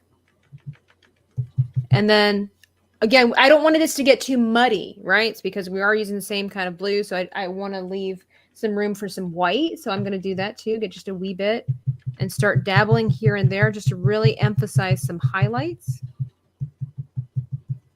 Not everywhere, but just on key places. Kind of find where your brightest sections are that you naturally just kind of created, and stick with that and put the highlights there. So that way then you have that contrast. You have elevation as well, the illusion thereof, that some places are higher than others. So a little bit of white towards the top area, just and Yeah, well, like I said, I put a little bit of highlight down in here, you'll notice, but there's darker bits in here. So I just went around the darker bits and just accentuated the lighter areas. And this is how you will then start creating these crevices and things like that, and little canyons and whatnot. canyon and a crescent moon. Sorry, I was watching Indiana Jones last night. Ah, nice. So what are our thoughts? Since we were talking a little bit about Indy earlier too with my Stargate stuff, you've just mentioned it now. What are our thoughts about this new movie? If I will say this, I have no problem with passing the torch as long as the name isn't continued. If you want to make a Indiana Jones Chronicle with another character, I am okay with that aspect. Just build a new character. Right. Like, just don't call someone else Indiana Jones. I would have been okay with Mutt continuing. I'm curious on how they're going to address his son in the film. I heard, I think it was Joker that said that they killed him off screen. Well, that just seems lazy. Lazy. And just, I don't know. Like, I think you could definitely do an Indiana Jones style show with a female lead. I have no problem with that. But you have other characters that could do that. Like, yeah. I think I don't know why there can't be like everything. Like, you know the game Uncharted. Do you know the series? Yes. Do you know what happens at the end of the fourth one? I haven't played the game. I'm just familiar with it. I have knowledge of it, and I did watch the movie. Okay, so at the end of the fourth one, if I remember correctly, you end up having a daughter in the game. Spoiler alert for a game that came out a while ago. Yeah. And Darth Vader is Luke's father. But from what I read, the original script, he was supposed to have a son. Okay. So Amy Hennig got kicked out of the game. They changed the game up with Neil Druckmann, and all of a sudden the son became a daughter. So my point is, what's wrong with sons? Like, what's wrong with sons? Yeah.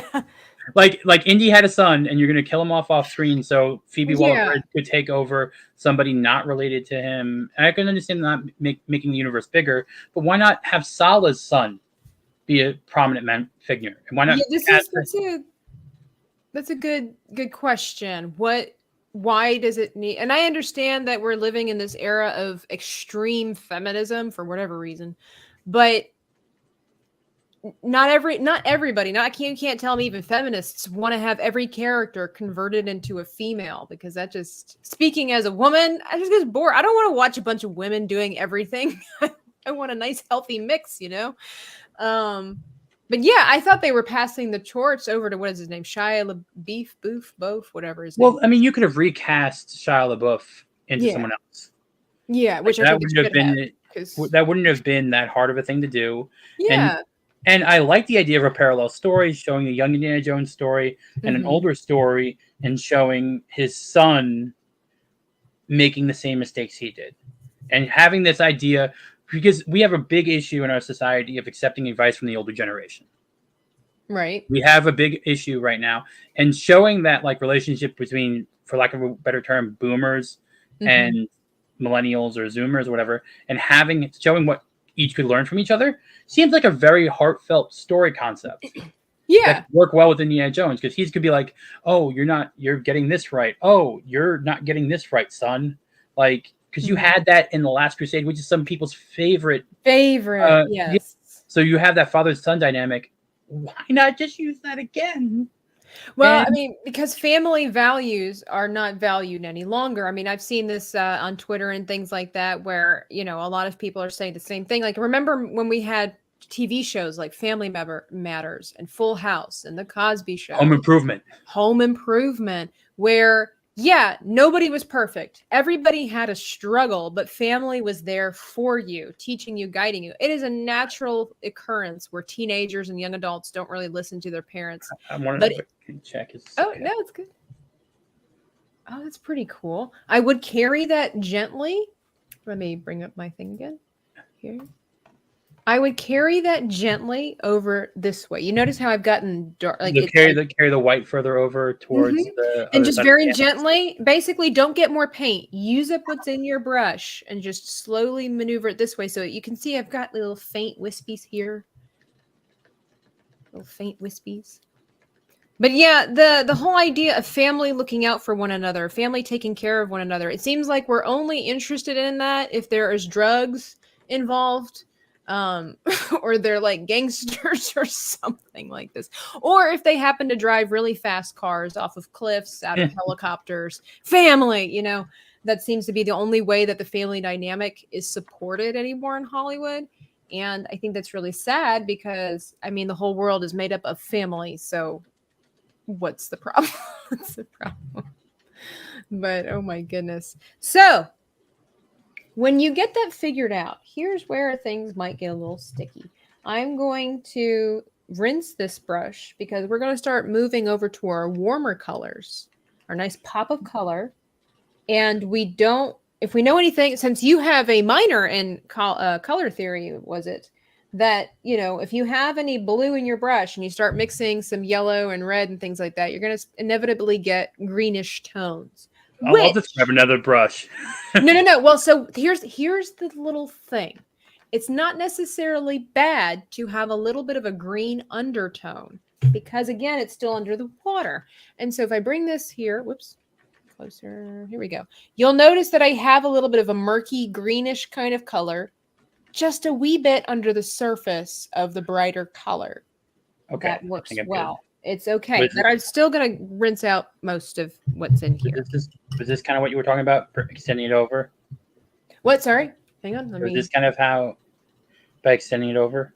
Yeah, that can be. Oh, well, see what here's the thing. So it's not as softly transitioned as mine, but it kind of almost looks like literally like a little, not a cliff, but essentially the reef, like a harder edge. So it's almost like we're looking over a reef rather than it being on the bed of the floor of the ocean there. So a different story, different thing. And R2 is being hateful over here. Good morning, R2. How many times has Tabitha yelled at Tom telling him he is doing it wrong? Maybe once. No, I don't think so. I don't tell people they do things wrong. I tell them how they can improve. Hello, Unlocking More, aka Maria. Good to see you. Happy Saturday. Is it Saturday? It's Saturday. I didn't have the right brushes, even though I bought like 50. Even though I told him what to get. I didn't know what a stencil brush meant. I thought a stencil brush would be the fine brush to do a stencil. I'm sorry. I apologize. Disappointed. No, it's okay. Not only do I spend the rest of the video feeling like an idiot, I also spend the rest of the video looking like an idiot, and you're not going to be able to unnotice it. Just kidding. Oh, Maria wants me to show progress. Okay. Okay, show us your progress. Yes, it's beautiful colors. So far, just water and sky. I am not good with knowing the different types of painting styles and things like this, but yours is reminding me of a certain, it's not like pop art, but you have bolder edges. You don't have necessarily a lot of seamless transitions, which again is not bad. It's a certain style, and I can't think of what it's called. I'm not good with that. I don't pay attention to what other people do, but it's beautiful. Like, it's beautiful colors. Zort fell off of Tom's shoulders. He's probably looked like Brave. What? If Zort Why fell am I off looking like Tom's Braveheart? shoulders, he probably look like Braveheart. I don't understand. You need to explain. I am William Wallace. Explain yourself, R2.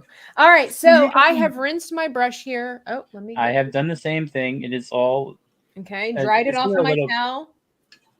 Maybe has a little bit of blue still in there. And then that's okay because our water is murky blue. So again, this is going to kind of help us a wee bit. Good morning, Mrs. R2. Hope you're doing well. I hope little Spidey's doing great today. Tell him I said hello. Got his artwork. Well, it's Zort would be covered in. He'd fall backwards more than forwards. He can't really fall forwards. Sorry, he can fall backwards. I'm sorry. Didn't really get that. All right, it's dry. What I'm going to do is actually flip my brush over. And I'm going to get a little bit of red. Okay. and mix it with my yellow and start Inside making... of the thing? So I'm mixing it inside with that yellow in the yellow Yeah. thing. I'm just going to Okay. stick with one little side of my yellow. I'm not going to mix it through the entire thing of yellow because we're going to bounce back and forth. But I just want to get nice little orange over here. Is that one of the reasons why you use acrylic, since it's a lot more stable? No, I use acrylics because they dry faster. Okay. I have no idea what you mean by they're more stable. I don't know what you mean. It's more viscous. It's not as it doesn't move as much as some. I don't know. Never mind. Oh. I'm a self-taught artist. You can't come at me with knowledge and like facts. I don't know. I don't know. I Alright, so don't even have a clue. I'm like, my orange is looking a little bit like a coral. good, Right color.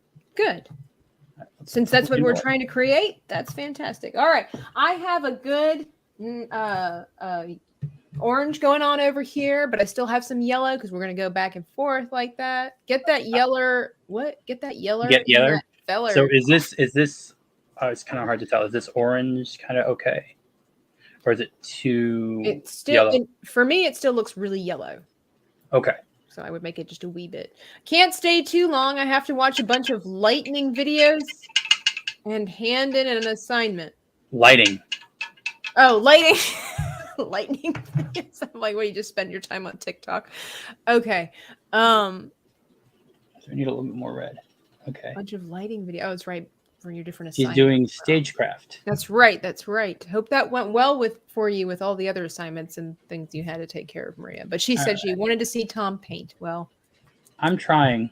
he's trying his best. And of course, with his permission, at the end of this, we're going to want to take a picture of the final result and we'll post it on Twitter so that people can see if Rogue is, Maria is a storm chaser. It's right. All right. This According to a me. little bit better just to try and. Yeah, that looks nice. I like Okay. it. We can always adjust. Also, make sure it's a color that you like. Doesn't have to necessarily be a color I like. So Well, orange is my favorite color.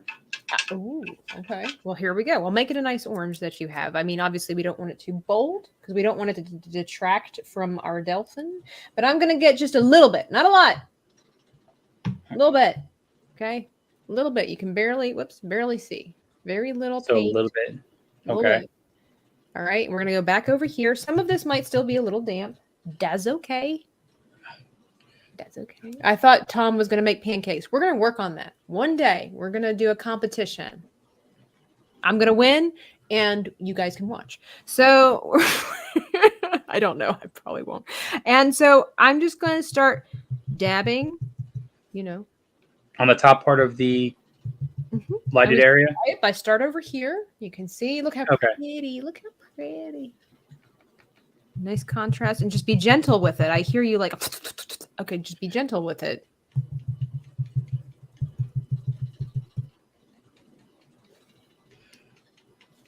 A little dab will do. Exactly, R2.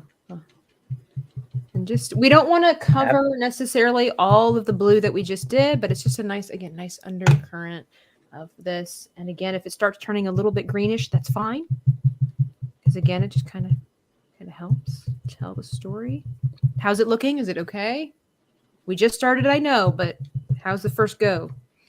I think I'm doing it right. I believe in you. I should have. So this is basically we're doing a layering process over and over again with the different variations of the colors. Yes, we're building up. Absolutely. Okay. So try to be organic with it. Don't be precise. Right. Yes. Okay. That's why I keep saying, kind of feel your way through. Again, this is already looking differently from my original one, but I'm okay with that because, again, different parts of the ocean. Just pretending that we're going to be in Tom's backyard right now. This is going to be the dolphin that got away.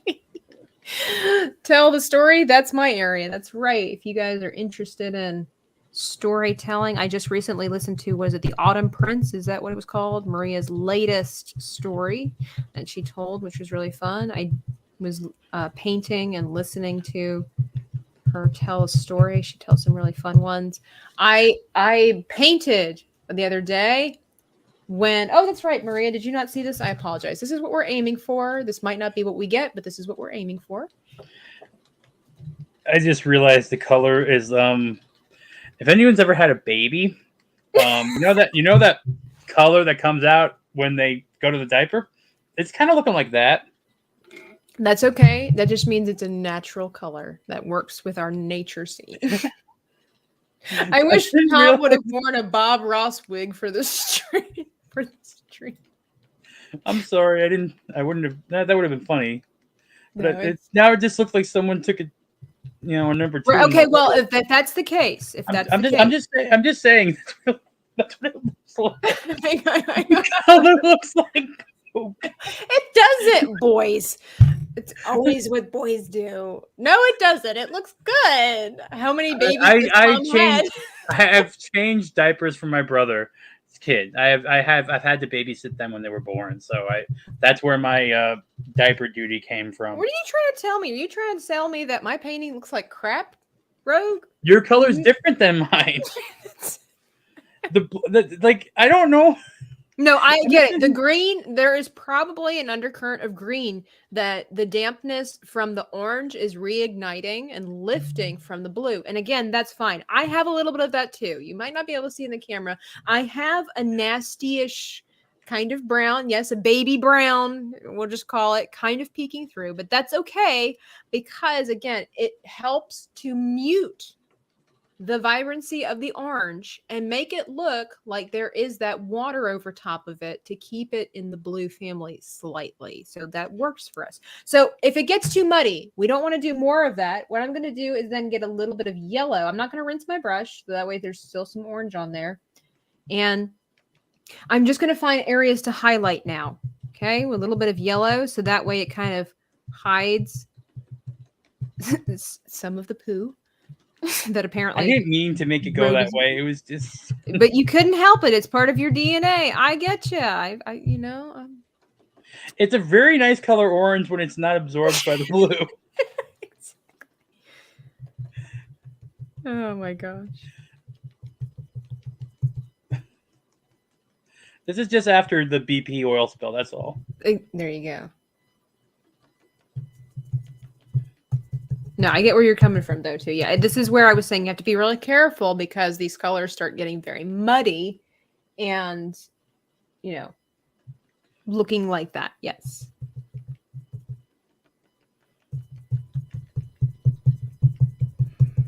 And then I'm even going to add just a little bit of white to the orangey portion. Just a little bit. Not a lot. If I can, my white's starting to harden, just Gillette's, whatever the word is, and just kind of dance over top of it haphazardly, organically, as the color miner over there has told us. But hopefully, overall, you're liking how it's going. You can, if you can see past that idea and look at the work that we've done, you can start getting a feel, of how this is looking, and we like it. Is it working? Does it go with the picture? And again, it's slightly different. I'm not sure what I've done differently this time, but my coral does look different. I kind of like the new one that I've made. I think it looks more realistic. I'm okay with that. JT said, thanks, Tom. I'm eating breakfast. Here we go. But I'm okay with this. This is fine. When we get the coral to a nice place, and again, I like what I have. I don't want to touch it. So I'm going to put this over here. I don't mind the old one, but the new one definitely looks more realistic. Although this doesn't look bad. It's just a different approach with the texture. Apparently, I must have gone head on with the stencil brush. That's where I got the more rounded elements. Versus this, I've blended it a lot more. But I'm okay. I'm okay with it. Stop moving. You stop moving.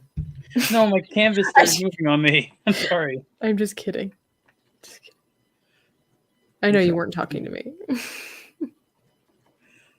I'm trying to make it a little bit more coral looking and a little bit less like, someone had a bad day. To have a bad day. That's right.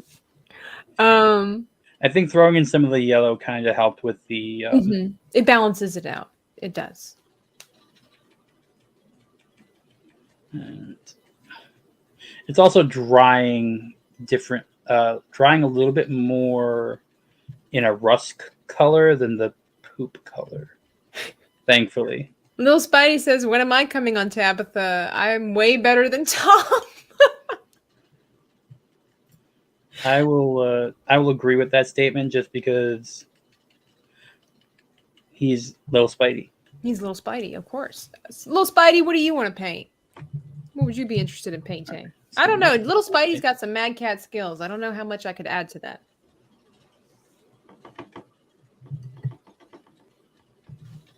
I can hear it like his little typewriter. You can kind of hear it. I'm having to like work with the weird brushes I bought, so I'm trying my best. Yeah, I didn't want to discourage you from using the angle brush because I'm like, well, okay. It will be what it is, and that's all that matters. I was like, At least it's not looking. It's definitely a little bit more abstract in the coloring on the bottom than realistic. But that's okay. I did tell him that it is definitely like a bastardization of the use of an angle brush. So, I'm like, we'll just see how that works. I didn't want him to fret for choosing a not. You didn't give me a better option though. I did. That liar. I did. I said you could use another flat brush. What did I right. said that? All right. So And you is said- this okay? Ooh. Oh, I like that. There are darks and there's lights in there. This is nice. It's like the dolphin struck gold. I'm working what I got. So instead of coral, it's more like a ridge. I don't know. And that is fine. Again, could change the theme, change the style. I would like to paint. And I can already see the dog hair in the painting. Of course. Everywhere. Oh yeah, of course. You can let that dry and then take a needle and kind of lift it off and it'll be all right. Okay. This is where the fun and the magic's going to happen. We're doing really great with time as well. And I hope that you I'm don't trying to keep up. but All right. So no, you're doing great. You're doing great. It looks fantastic. Now the piece de resistance. Now you have done your stencil. Different from mine. I was double tasking. I got it out of the thing while you were talking. Okay. I was trying to be. I can still probably work the way. So I'm placing this on here where I want it to be. Kind of. Yeah. You know, I mean, you could put it in the sky for all I care. Obviously not very realistic. You're okay. The question is, are we pinning this down in any way, or am I just holding with my finger in the center? So what we're gonna do? Do you have a pencil or a pen nearby? Maybe. Okay. See, this is funny because like that's another thing you didn't say. Say okay. Here Tom and I had the discussion beforehand where it was like, because he literally, and that's totally fine. I exacted every line. Around the lines. He cut out the entire white. Like there's all the lines. I did every single line she drew with an X-Acto knife on the thing. That's what I thought. My people and the people I've been around, and even the other guests that I've had on here, don't go into quite the meticulous thought process that Tom does. So should I just use the negative and just draw the outline with the negative then? You could do that, but the reason that I sent it to you like this was because I wanted you to pay attention to where the lines were, the additional lines that I had made in the dolphin, because that's going to really help us with knowing where to put our highlights and shadows. So yeah. So most people I've met, and this is not whatever towards anybody, certainly not to Rogue. I don't want you to feel bad. I'm just saying for food for, facts here, that most people I've met, when you tell them that you're going to have a stencil, they automatically know that you're going to need a pencil and that we're tracing around the edges. So that is why I didn't tell. I should have. So that is my fault. My problem. I thought we were literally going to cut the lines of the stencil, keep it on the paper, and paint through the lines. That's what I thought the stencil brush was for. Right. And see, that's what I told you. It's all about me, Tom. Let me go get a pencil.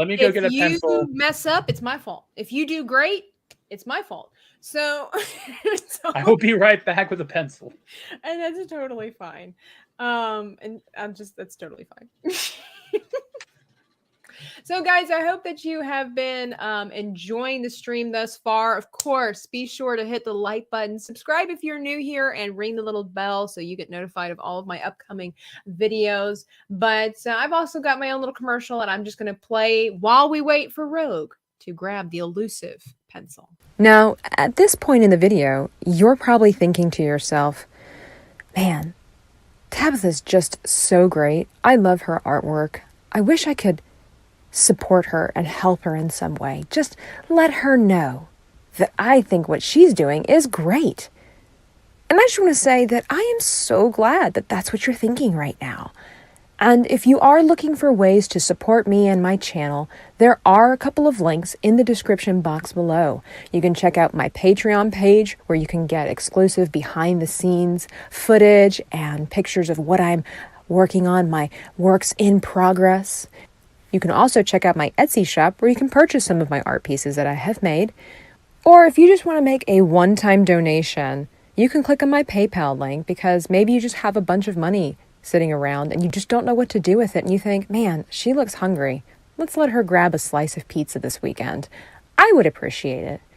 But most importantly, if you could leave me a like, that would be fantastic. And if you're new here and you like what you see, and you just simply subscribe and ring the notification bell so you get updated on all of my upcoming videos. Now, on with the show. Get back to painting, y'all. Yeah, so Maria says, by the way, your makeup is exquisite. Orange is very becoming. You talking to me or are you talking to Tom? I've got a pencil. All right, so I'm ready. Okay. To do it the way I'm supposed to do. Thank you, Maria, by the way. Do you approve of the placement? Okay, so here is where I'm taking the reins. Oh, that looks good with a dolphin on there. It does. It looks like a big like a rock or something like that, which I'm totally fine with in the front. This is really good depth perception here. I think that you have created. So that being said, this is where I'm going to take a little bit of the reins off and I'm going to allow you to extend your, don't be afraid, extend your own creativity and personal placement. Like, I want you to figure out where you think it looks best and how the dolphin should be. I don't think dolphins are, I'm just going to give some pointers. I don't think dolphins are too close to the surface of the water in this position necessarily. And I think it throws the balance of the composition if it's off to the side like so. I am going to find a place around here. And again, you can also be, kind of rotate your dolphin if you want it to look like this. If you want it to turn it around more, that's up to you. I'm going to put it a little bit more towards my coral, kind of figure it out. Was that Astro 93 in a wig? No, it's some dude I found on YouTube. And just kind of figure out for yourself where you think the dolphin needs to be. I'm going to rotate mine just a little bit. And then I'm going to outline my dolphin in pen just so you can see it a little bit better. But yeah, so here we go. I'm just going to place it down. I will be pressing down with my fingers and then carefully tracing around the edges.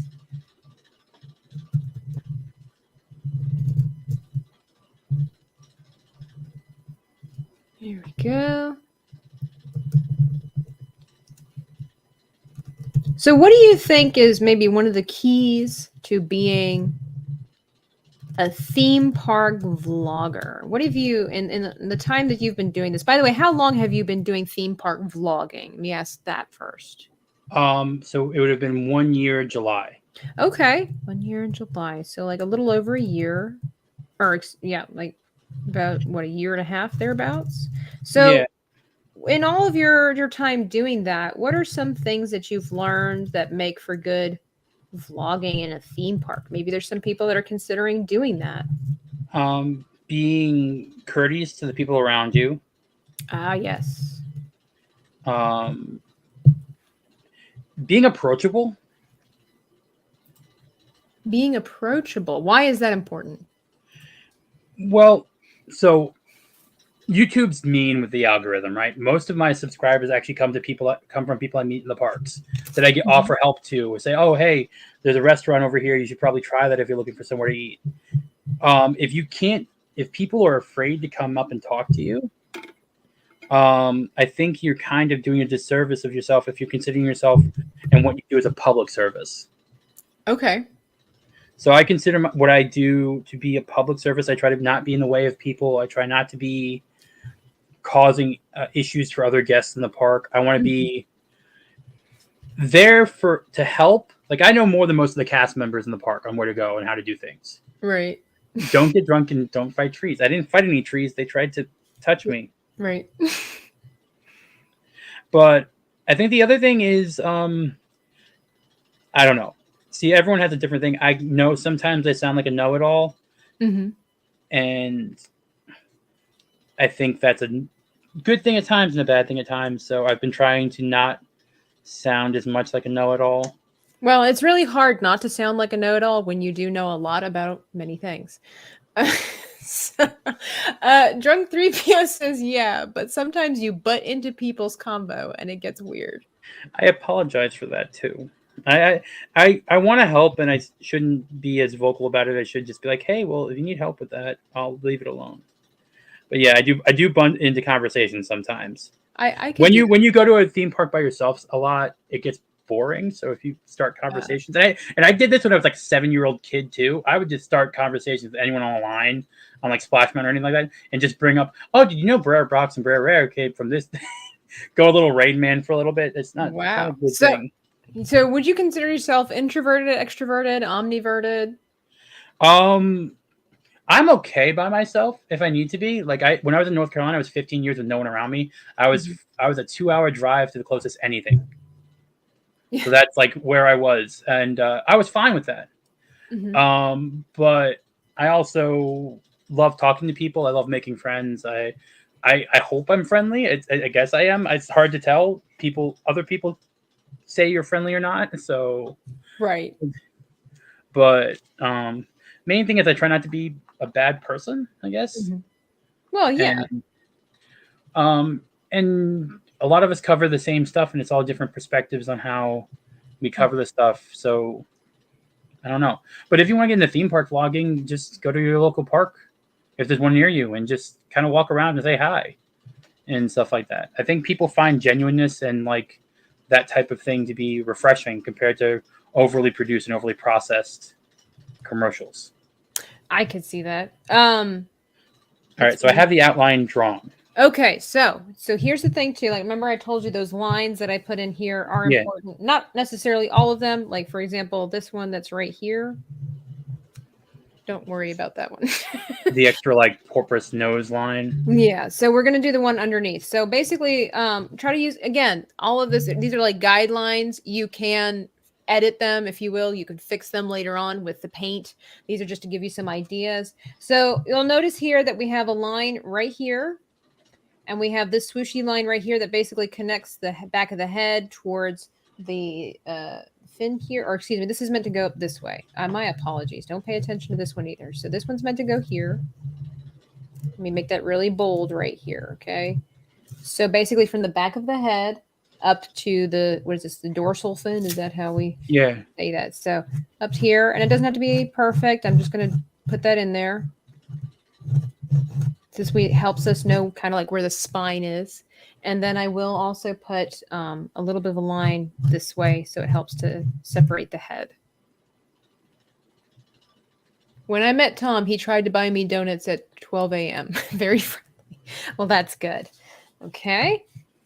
And then we'll notice that here, whoops, on the back here, that I've also got this line right here to again help with the whole spine situation. It's going to be where highlights go. Make that bold. Okay. Go towards the face. I'm going to make that little indent. We have this little crease right here, so that makes it a little bit easier to figure out. Let me maybe there we go. Let me get a little closer. Might help. Hey, Jacob. Here we go. If I didn't say hi to you before, I'm saying to you now. So here we go. Just kind of sketch that through. We typically know what dolphins look like, right? So, I mean, we might not have advanced knowledge, but use your imagination, kind of figure it out. Again, these are just kind of like little sketches. You said you were doing sketches and things like that. This is just like a gist of what we're trying to accomplish here. We can always fix that later. I'm going to make a happy dolphin. Just kind of think. Okay. play around with lights and stuff like that.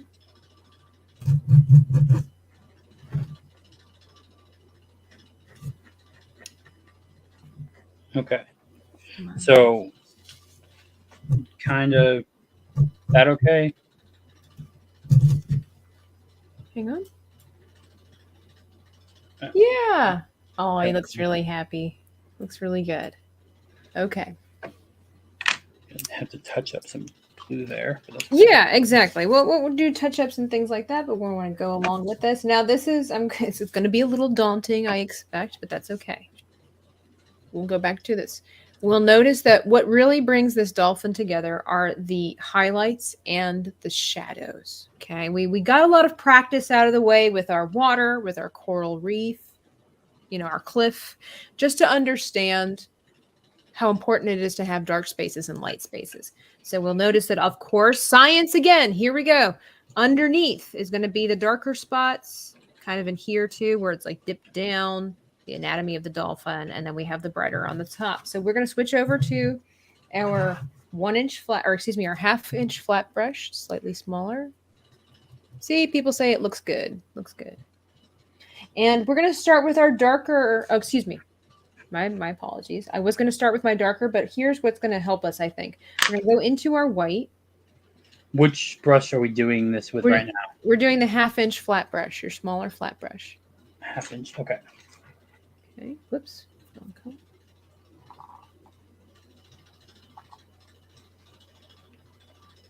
Okay, you just get a little bit of white on there. We're not going to go overboard, but this is going to help us to know where things are at. So we're just going to put some highlights here, kind of like over the line here. Just kind of drag it like so. Doesn't necessarily need to be perfect.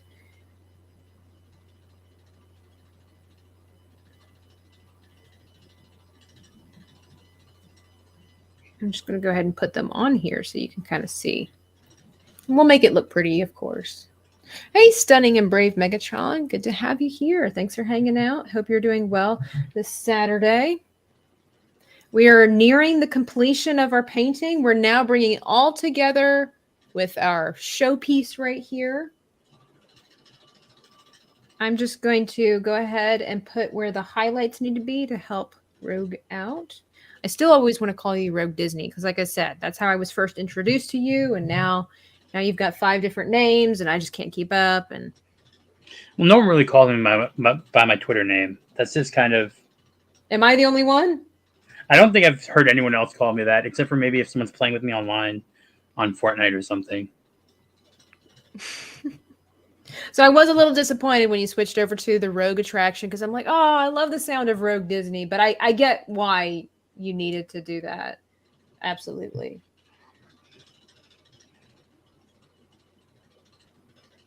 Okay. So here we go. Got our highlights. This is, again, just to kind of help us know where things are at and how we're going to go with it. Stroke pattern also being very important here. We learned that with our waves. So all of this has built up to this moment here, giving us more confidence, giving us better understanding of how to use the brush, the colors, push and pull, right? So we'll see here, going up the side, I curve according to the body. That's just what we mainly need to focus on.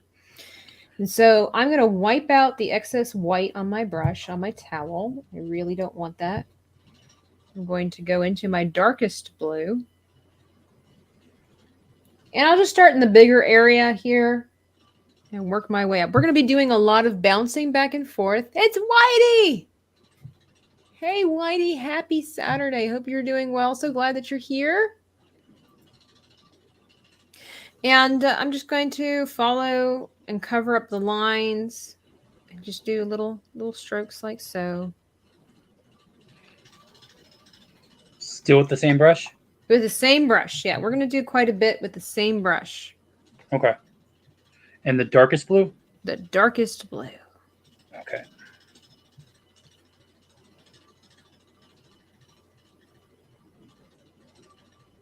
Hey, Whitey is here. Does that mean the stream is over? Almost, almost. He's a little early, isn't he, JT? Per usual Whitey-ness.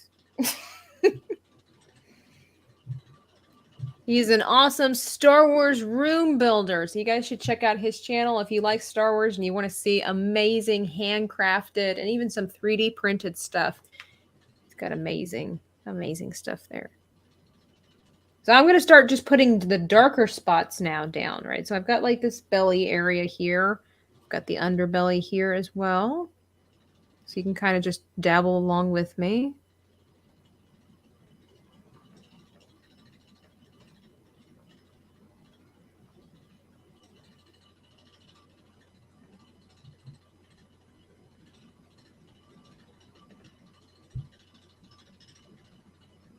Excuse me.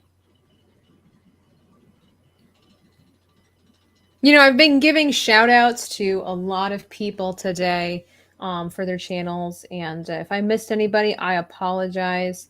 But again, thank you so much for being here. Everybody, I didn't say go subscribe to Drunk 3PO because apparently his channel is dying. Rumor on the internet has it that his channel is dying. He does a lot of pop culture reviews. Check him out as well. I don't know if I missed it. Joker does also pop culture stuff. So you want to go back in the chat, you can check it out. He has a lot of knowledge about a lot of different things. And of course, after the weekend, I did kind of talk about that with JT, Maria, and R2. Okay, so then I'm going to put the darker spots here.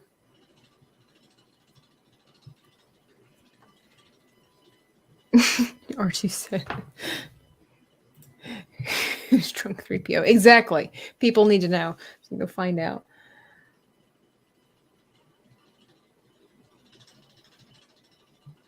I missed one area of highlight, but that's okay. I'll go hit that later on. It would be on the back part here. We'll do that later. Right now, we're just going to continue focusing with some of these darker spots. And we'll do some blending, but like first we got to put the groundwork down. I thought he was Canadian Bear. Canadian Bear? Yeah, the elusive Canadian Bear. Now, at the end of all of this, as long as people can tell that we have done a dolphin, we have done the job. So it's fantastic. When we get all the brights and the darks going on as far as the main ones, you know, the highlights, the shadows, so we can kind of tell where everything is, that's when we can start doing some of the fun. I say fun.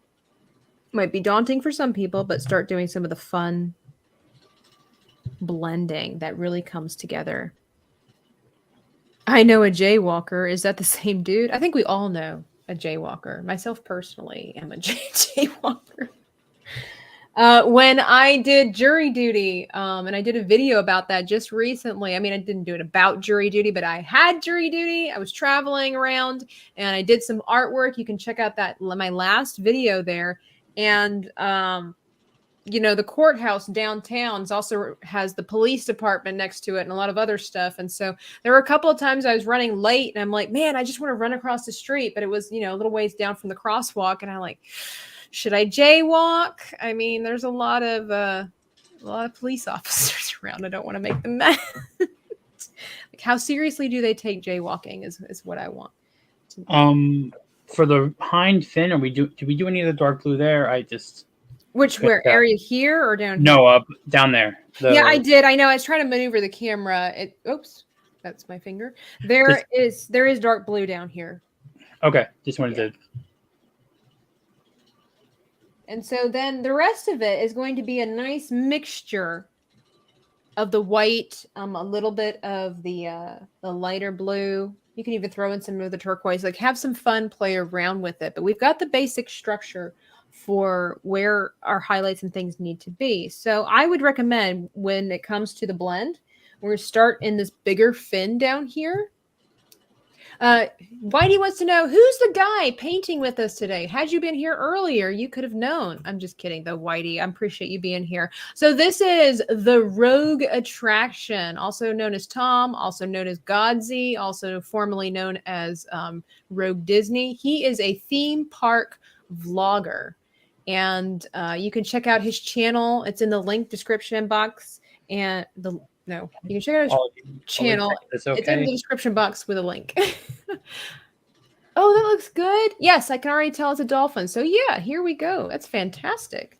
And he goes around to places like Universal Studios and Disney World, Whitey, and he tests out the food and he tells you about the aesthetics of the place, and he tells you what rides are like and the wait times and the merchandise, and gives you all the lowdown, and also helps you to be able to plan out your trips so that they're more affordable, and family, help you out with family and things like that as well. Maybe you should become like a what is it? One of those traveler people. The Travel agent. There you go. Maybe you should be a travel agent. But okay, here we go. So I'm gonna get some more dark blue and a little bit of my mid blue here, and I'm gonna start at this fin and just kind of gently go through and kind of blend some stuff here. If some of your white has dried a little bit, that's okay. You can kind of go in with a little bit of the white, kind of do a blend here. So you kind of just figure out, and maybe it will be helpful. I wonder if we can see this. Let me lift this up a little bit. Maybe that will help. I'll have my original one here. It's going to look a little different for each time, and he shows his feet. Okay. All right. Cool. I didn't think you were one of those people, Tom, but I just show toe shoes. But that's fine. Everybody's got to make money some way or another. Flip-flops with hairy knuckles. Whitey. I like the video. She made me drink coffee in the middle of the night because her coffee looked awesome. Hey, thank you, Achilles. I didn't make it. The awesome people at Union Coffee Company made it. It was fantastic. I've never had like a vanilla latte before, and that was amazing. It was absolutely amazing.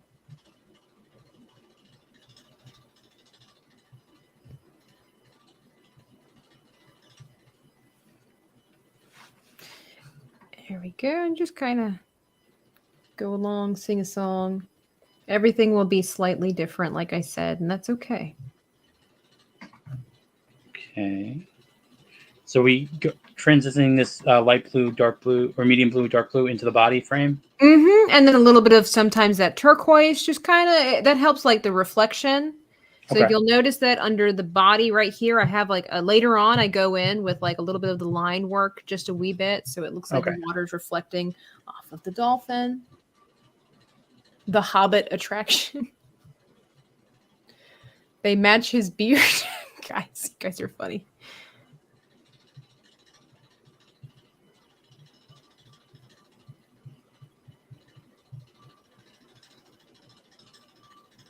So I will say in the background, I hear a little bit of like, are you doing laundry or something?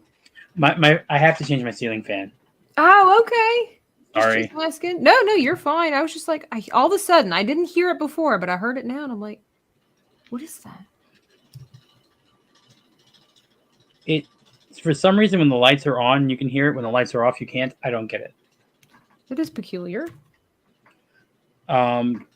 So my question is, for the line work for the eyes and stuff like that, are we going near the front dorsal area, or am I staying away from that until? Or we're going to do the line work? We're going to do as much as we possibly can with this brush, and then later on we're going to go in with our detail brush. Okay. And just kind of play around. That's why I have my example over here too. I thought that might help. You can use it as kind of like a reference.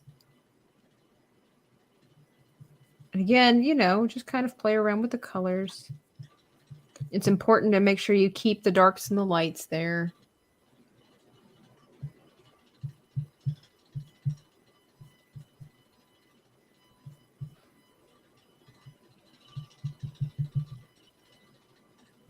Here we go.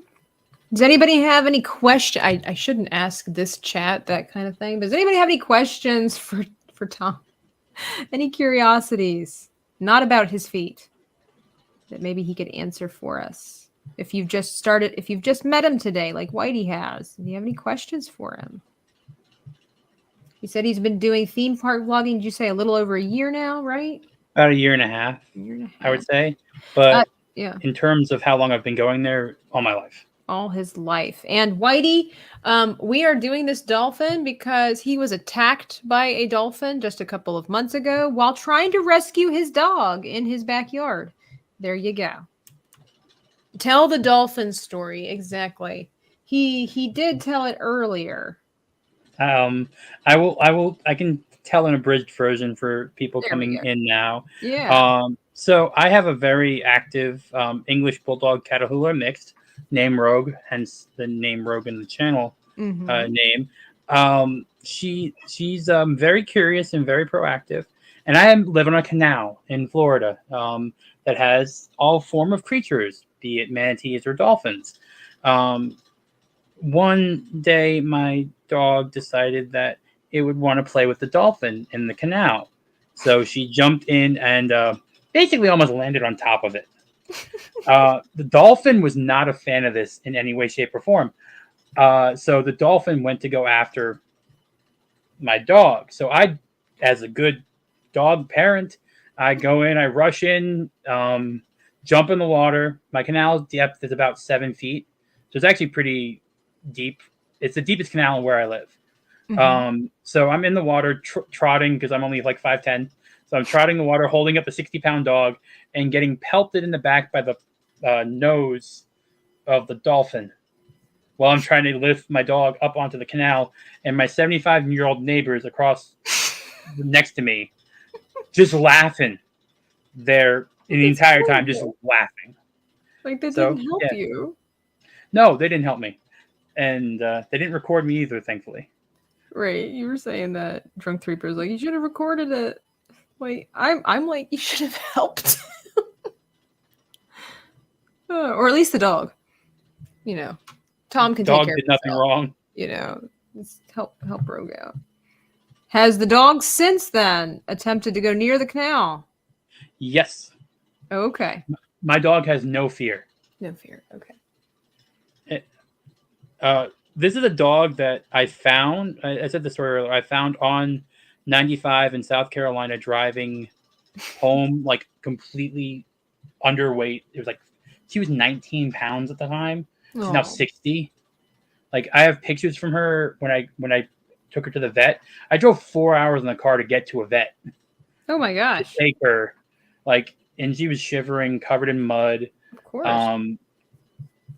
And that was sort of like I this is my dog now, and she had a litter, so she had a litter of pups. It looks like at some point because as her nipples were enlarged.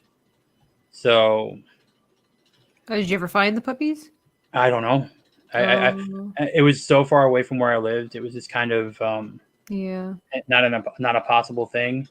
But I mean, I was amazed at how quickly she took to the name. I was amazed at how quickly she just adapted to taking over everything in the house and stuff like that.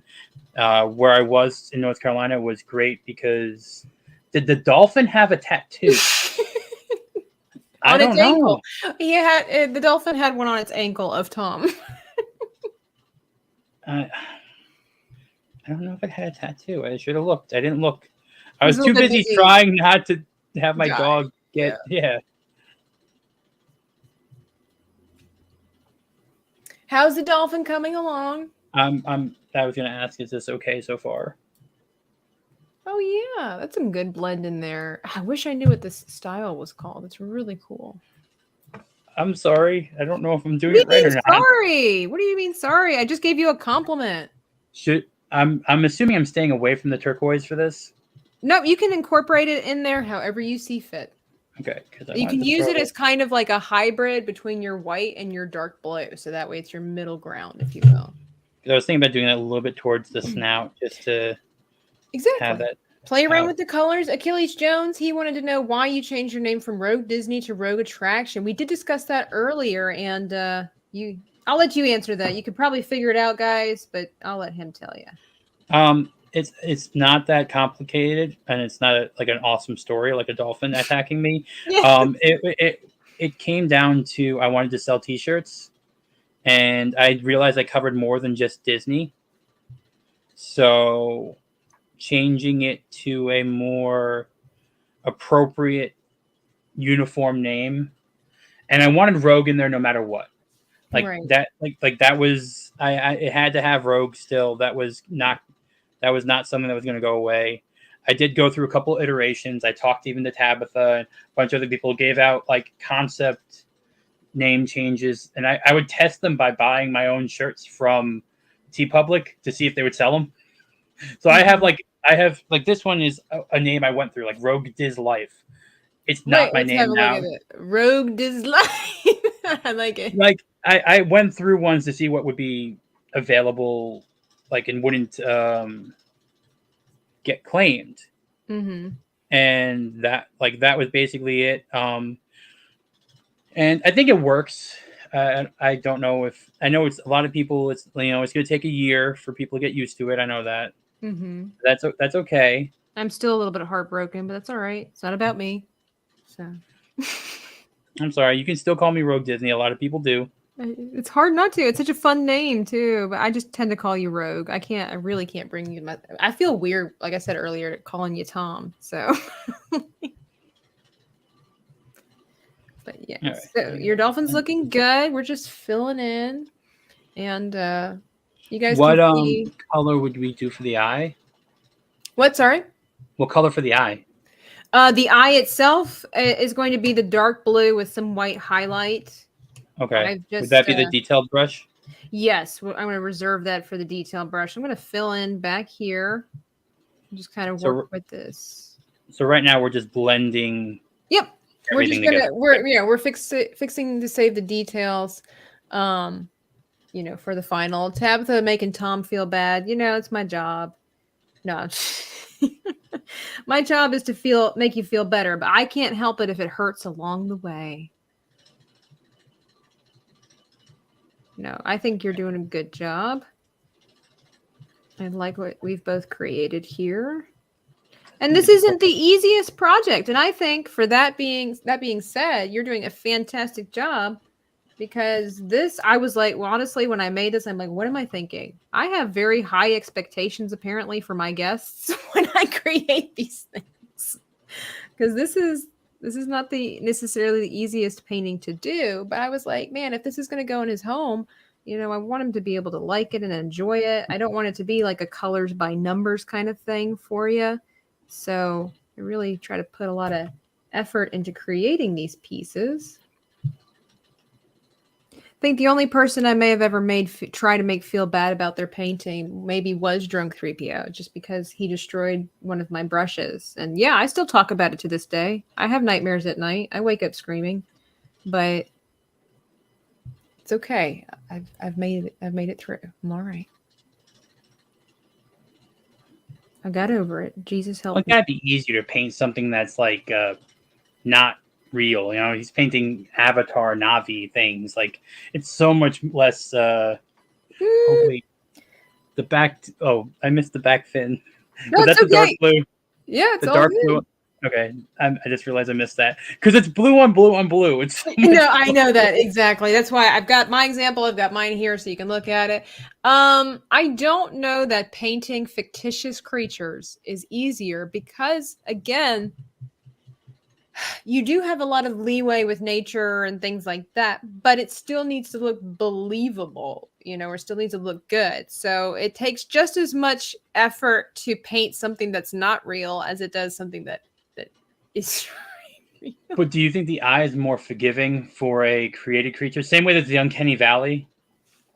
Like, you don't get an Uncanny Valley with the Hulk because your mind knows it's not a real creature.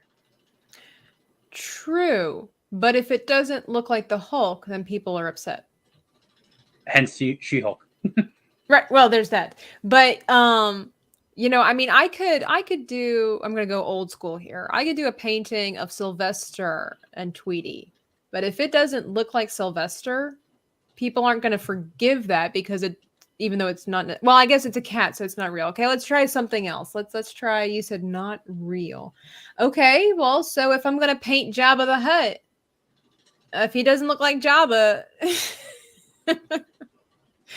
you know. JT says, I love all my guests and yours. You love all of my guests? That's fantastic. Painting with Tabitha is so relaxing. I'm glad. Thank you. Whitey, tonight, I think I'm going to try to finish. Where did it go? Here, for those that don't know, Whitey was along for some of my streams. I am doing a crossover, and I am doing Stargate and Indiana Jones, and I'm going to attempt to finish this beautiful painting tonight. Going to put Indy, you can see his shadow. I've already done a foreshadowing of his presence. It's going to go right here. So if you guys want to hang out for some relaxing painting this evening, join me. I'll be here. Subscribe and click the bell button so that you get notified. And I'm really happy with how the palm trees came out. You can watch some of my previous videos of how this, basically how it started versus how it's going.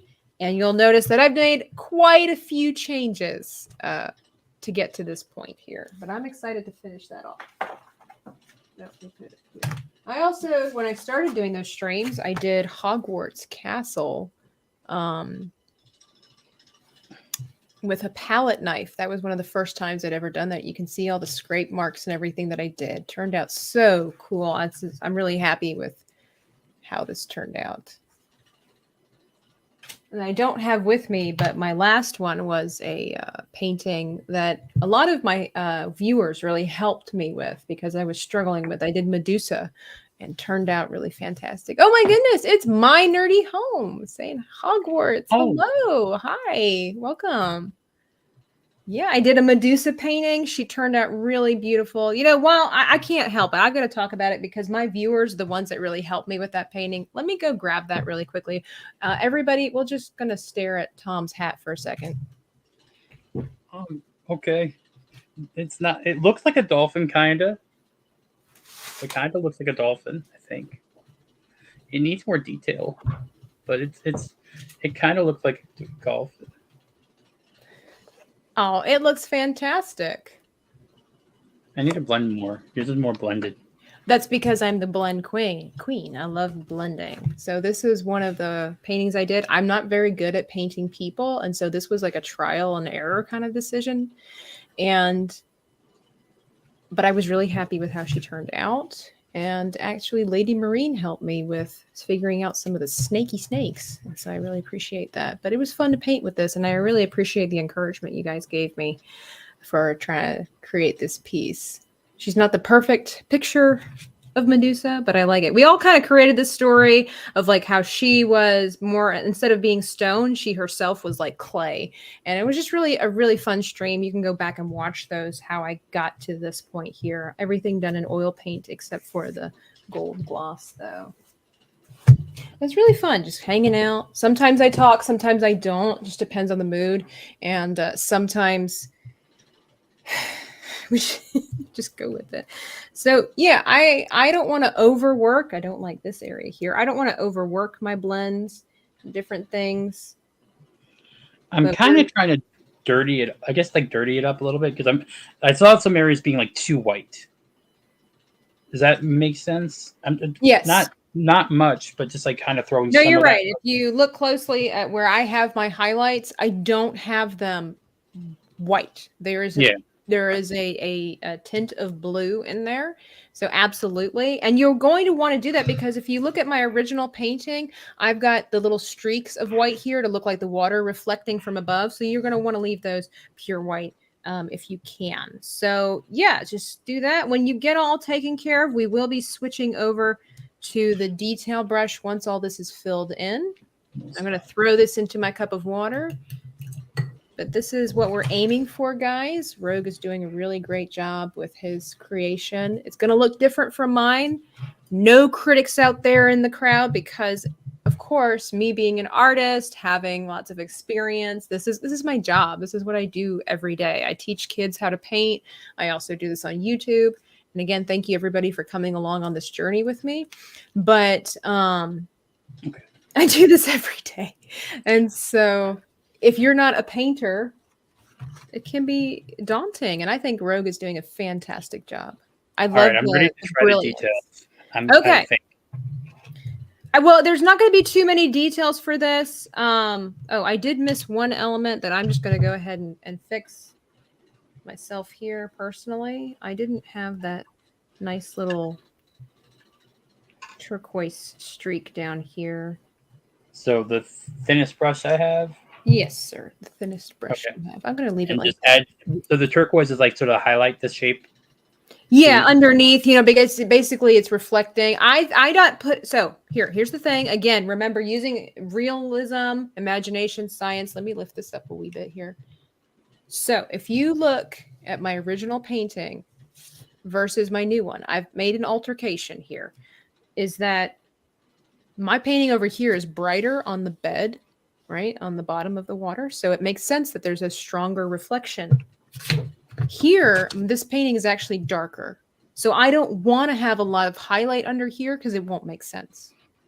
Does that make sense? Yeah. So based on what you have, try to make the highlight somewhat accordingly. Match the coloring? Okay. I wouldn't say match the coloring, but it's more of like the intensity. Try to figure out the intensity. No wrong answer here. If you decide to have a really brilliant streak, it'll just look fantastic anyway. But this is, I know you like details, you like to be meticulous and, all this kind of stuff, put a lot of thought into what you do. So I want to give you that opportunity.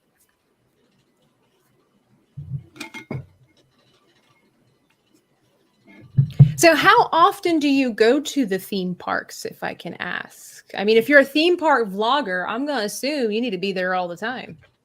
I try to do at least 3 days a week. Wow, 3 days a week. Yeah, I if I can do more, I try to do more, but at least 3 days a week. I have my reasonings for going certain days. It's based off of lifetime of park exploration. Certain days are better for certain parks. Mm-hmm. I try to let people know ahead of time, like, hey, this day would probably better be here, just so you know. I know a lot of people trust apps for that, but sometimes you just need experience, not just like, here's a calculation based on, magic bands or something. I don't know. Now, you also do interviews with people, kind of like what we're doing today. It's not just an interview, it's actually some interaction along with the interview. And so you do a show where my perfect park day, and I was a guest on his channel as well. You can click on the link below to his channel and you can watch that. And plus he's had other people like R2. You had that Tug Life for years, right? R2's on today. R2 is on today. Okay, what time? 3 o'clock. 3 o'clock. All right, we better get, man. Rogue, we gotta eat lunch and read up. But you ask questions like your perfect park day. What is your favorite restaurant or your food, your paraphernalia? Well, I want it to be a combination of helping the next guest out, like the next person out, and also sharing something positive about the theme parks. Because your interaction in the park is always going to be a positive experience for the most part. Minus anything political going on. It's a place to have fun. Right. And you're still going to have fun in there. Like, I know the lines are long. Well, those are things people have to get used to. But, it's fun to go to a theme park. Some people think we're weird for being theme park people, but it's fun. I don't watch, Netflix. I don't watch shows that much. I go to a theme park. It's $30 a month for my annual pass. That's not that bad. I get to go whenever I want and stuff like that. So if I'd rather spend my money going to a real place, meeting people, especially after the past 2 years of being stuck, I'd rather go and ride Dumbo or Pirates of the Caribbean instead of sitting back and watching Rings of Power.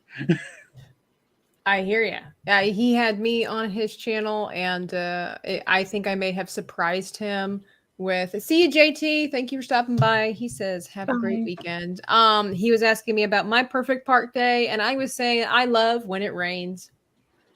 And he's like, you want the rides to shut down and people who spent hard-earned money to not enjoy and go do the things? I'm like, yes. Because here's the so I'd asked Rogue earlier if he was introvert. I am an introvert, despite my gift of gab and my glowing sunshiny personality. Yeah, being around a lot of people like sucks the energy out of me. And so when I went to the theme park, so I was with Drunk 3PO earlier in the year, and he showed me Universal Studios, and it was great. It was lots of fun. I mean, I was already nervous and like anxious because I've never gone way out of my comfort zone. I was meeting this person that I had never met before, being around a bunch of people, and I've never been to Universal. Doing new things is very difficult for me. And so this was way out of my box. And so we're going around Universal. He wants to show me, you know, all this stuff and a good time, and it decides to rain. And so for theme park people, this is apparently a bad thing. For me, I was like, this is great. You guys know why? Because when it rains, everybody scatters. It gets quiet, except for the rain. Everybody scatters. It gets really quiet. And it's just like this moment of solitude when you're surrounded by thousands of people at the same time. And then for an introvert, it's just like this recharge. I'm like, oh, I mean, I could just walk in the rain while everybody else is in the stores, in Starbucks getting their lattes, you know, trying to wait out the storm. And I'm like, yes, that's my perfect park day. A rainstorm in the middle of the activity.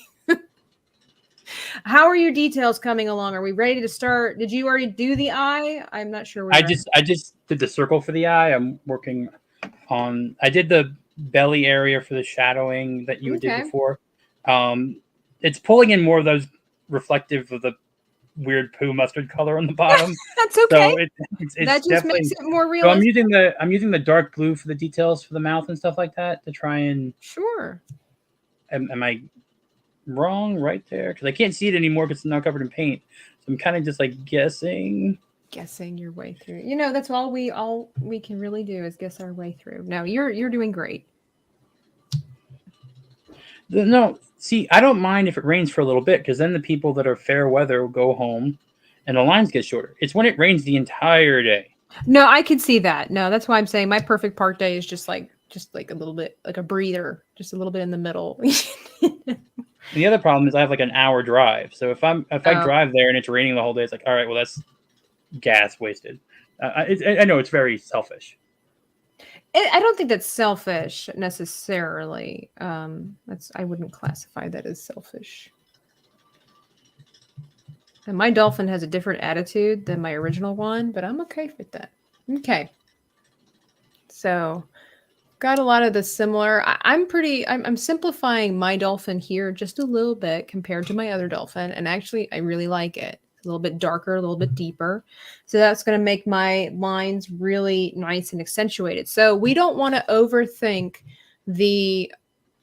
basically the highlights of the moving water on top of the dolphin. Okay. I know they look kind of haphazard, but in the end, it all pulls together. The important thing is to make sure that the lines are not perfectly equal in the amount of paint. Okay. You'll notice that some lines here are thinner and thicker in different areas, and that's fine. And just again, don't put too many on there because we don't want them to look like a mummy. But you know, remember that if you were to look at a picture of a real dolphin with the lines across, there's not really any exactness because the water's always in motion. So it's going to look a little weird. We're not accustomed to putting white lines on our beautiful creations. So just roll with it. Remember, it's kind of realistic. Maybe start off on the fin area, because if you really mess that up, which you will not do, but it's easier to recover from. Okay, just kind of I'm going to hold my paintbrush really close to the metal here too. And just kind of, because my background's nice and dry, I can rest my pinky on here and just kind of trail a couple. There's one white line. That's it. That's all I did. Not too hard. We can do this. I believe in us. We've done harder things than this. This is just the scary point because it's the end of the project and it's unorthodox, but it'll work. Just a couple. And again, we don't want them necessarily everywhere. It'll all just pulls it together.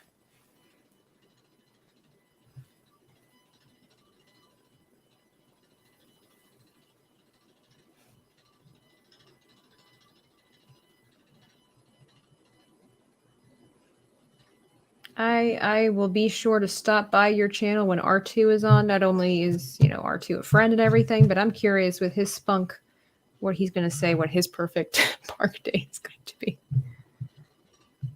I'm not sure. He has a little more experience than some of my other guests. My first couple ones were like, I've never been to a park. I'm like, oh, okay. Oh, then why are you? We can work through this. It'll be fine. It was funny when you asked me on and I started thinking about it. My first initial reaction was like, okay, I've been to Universal the one time recently, and then I was at Disney World back when I was like 5. But then when I started thinking about it, I'm like, actually, I've been to quite a few. Then I started listening. I'm like, I've been to Six Flags, I've been to King's Dominion, I've been to Carowinds, I've been to Fantasyland. Like, oh, I've actually been to quite a few places. Oh, but hey, Anonymous, I don't know if my hello went through as connection glitched at the same time. So hello again, but hey, thank you for being here. We are near the end here. Have you started on the water reflections? I'm doing that with the little thin brush right now. Excellent. Okay, just wanted to know where you were at. That's all. I wanted to touch up something that looked a little off. So absolutely. An area that needed to look darker. That's all. Yeah, and sometimes less is more. If it seems like my original piece is just too much, that's totally fine. In fact, I'm gonna hide this now. Just kind of go with it. If you have really good control over your brush, you can hold it like so, and you can kind of gently drag and rotate the brush, so then you definitely get the uneven lines. But if that's too difficult, it's no problem. So just double check the sunlight's coming from the top right corner. Yeah, pretty much. Okay. You're shining down. Yes. Science. I know your choice of words when we discussed this were very interesting. You were like, we do a dolphin doing this when the sun is at its zenith. How do you pronounce that? I'm sorry. No, stop apologizing. I use big words too, but I was like, I've heard of this word, but it's been a hot minute since I've used it or listened to it. I was like, and so I looked it up. I'm like, you mean midday? That's great, though. I love big words, though, man. I do, but it was just funny. I thought, actually, instead of not so much the fact that you used the word zenith, but the fact that you were so specific at what time of day you wanted this painting to be at. I've never had anybody tell me that. So it was like, okay, so he knows what he wants, and we're gonna do our best to give it. I told you I like orange. The beautiful mixture of the teal sky and that like coppery burnt orange in Florida at sunset is something I didn't get in North Carolina at all. So it's like sort of like this. It's like weird Aquaman colors, I guess, but it's something I like.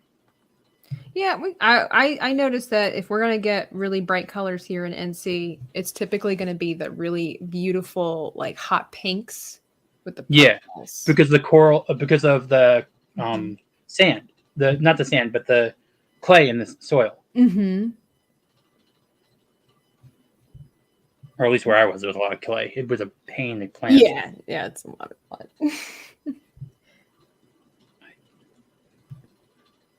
I hope okay, no, I'm sure it looks fantastic. I'm going to leave mine at that. I am very happy with how this turned out. I've got a happy little glowy Mr. Let me take the tape off. You keep working on yours. It's totally fine. We're near the end anyway. You're just putting on your final details. There we go. And it usually gets quiet around this point because people are really trying to focus on the details. But here is my painting. Let me lift it up. And then, like I always tell everybody, and look, if I put it side by side, let me move some stuff around. side by side with my original painting. Hey, hello, Illicit Barrett. You'll notice that there's a difference, right? It almost looks like this dolphin is slightly smaller or further away, I should say. You can see that this one, the wave is up a little bit higher. My coral's a little bit different. They both, I think, and not just because I am the one that created it, but I think they both look beautiful, but they're both different. And that's great. I love that. So when we are about to see Tom's here in just a little while, whenever he gets done, his is going to be very different. Honestly, it's getting worse and worse. I should have stopped. Oh no! Well, we'll see if we can fix it. Yours is going to look, excuse me, very different from mine because again, my experience level, and also because of the fact that my style of painting, I love to blend. This is my favorite thing to do when I paint. And so some people don't. And if they don't have that experience, obviously their paintings will be a little more choppy. But I'm excited to see what. I'm not. I was better off without I was better off without trying to add this. I'm sorry, Dolphin. I'm sorry. I'm so sorry. No, it's not bad though. Okay, so what I would say, if you hold it back up again, if you don't mind. So you see where there's that big white patch? Yeah. What I would do is that I would just then take my brush. Let me put this back up here. You've got a big white blotch right here. You can leave some of that white on there, but just go back in and maybe get your mid blue or maybe some turquoise and just kind of gently go in the same direction that the bigger brush went and just to dampen it. It doesn't necessarily need to be completely removed, but right now it is taking away from the face because white tends to do that. It's such a brilliant paint that your eye automatically goes to what is the brightest. So you don't want to, you want that to be more about the face and less about the rest of the body. So maybe just try softening that just a little bit. See, he says it looks great, looks good, Rogue. Excellent. Thank you guys for your support. Yeah, sometimes you need a little encouragement, especially it's hard. It is hard to paint in front of people and not be a little nervous. I mean, I do it all the time and I'm still nervous. Like it's my job and I'm still nervous. So it is nice to hear nice things. Doesn't look so bad, Rogue. That's what Achilles says. Yeah. This is where digital just comes in so much easier. It can. It's kind of cheating, but it's all right. I do digital artwork now myself too, but there's something about the manual, tangible aspect that I prefer and I love. But does that help a little bit? Yeah, I think it helped smooth that out. Good.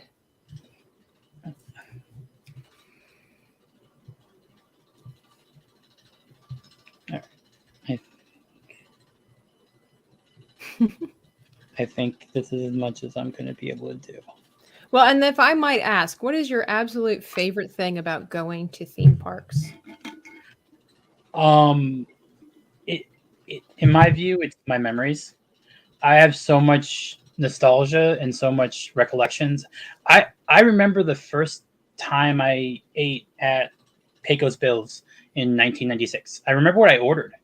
I remember that I got the chicken tenders and I got the fake cheese and I got a strawberry milkshake. Like I those things, I have a very powerful recollection. My memory is very good. Mm-hmm. And it's normally more auditory based, but certain senses and stuff like that go together. So like my family would be like, oh, what did we eat in like this restaurant we went to? I'm like, oh yeah, my brother had the open-faced turkey sandwich at Sci-Fi Drive-In Diner for 4 years in a row because it's all he ate.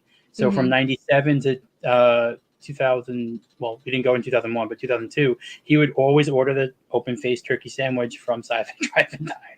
And hey, if it ain't broke, why fix it? You know. He went ballistic when they died off the menu. Oh, I can see that. I think this is as good as I'm going to get. Let's have a look. I think it's as good as I'm going to get. No, that helps significantly. All the attention is being drawn, like with the way the body is, the motion of the body, it's all going towards the face. Can you lift it up a little higher so we can see also the bottom? There we go. Yes.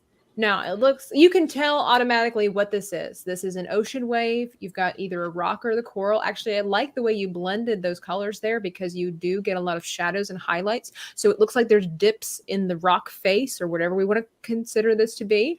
And the body of the dolphin, like I figured that this was going to be very difficult because of the curve in the body of the dolphin. But I wanted to give us a challenge. I wanted to give us the only thing I might do is take the detail brush later on and put a little bit more of a bold outline above the white just to get that, because the colors in that area are just so similar. I picked the wrong colors. You did not pick the wrong colors. I think getting as island blue was not the right choice for my medium blue. It's too close to turquoise. But, you know, it's all about learning curve and using what you have and then figuring out how to put highlights and shadows and things like that. And what I recommend before you go back and alter anything is maybe, you know, after the stream is over, kind of clean up your area and kind of give yourself a break from looking at it, because we've been looking at this for a while now. We tend to only see the mistakes that we make. And so just give yourself time and then look at it from a distance.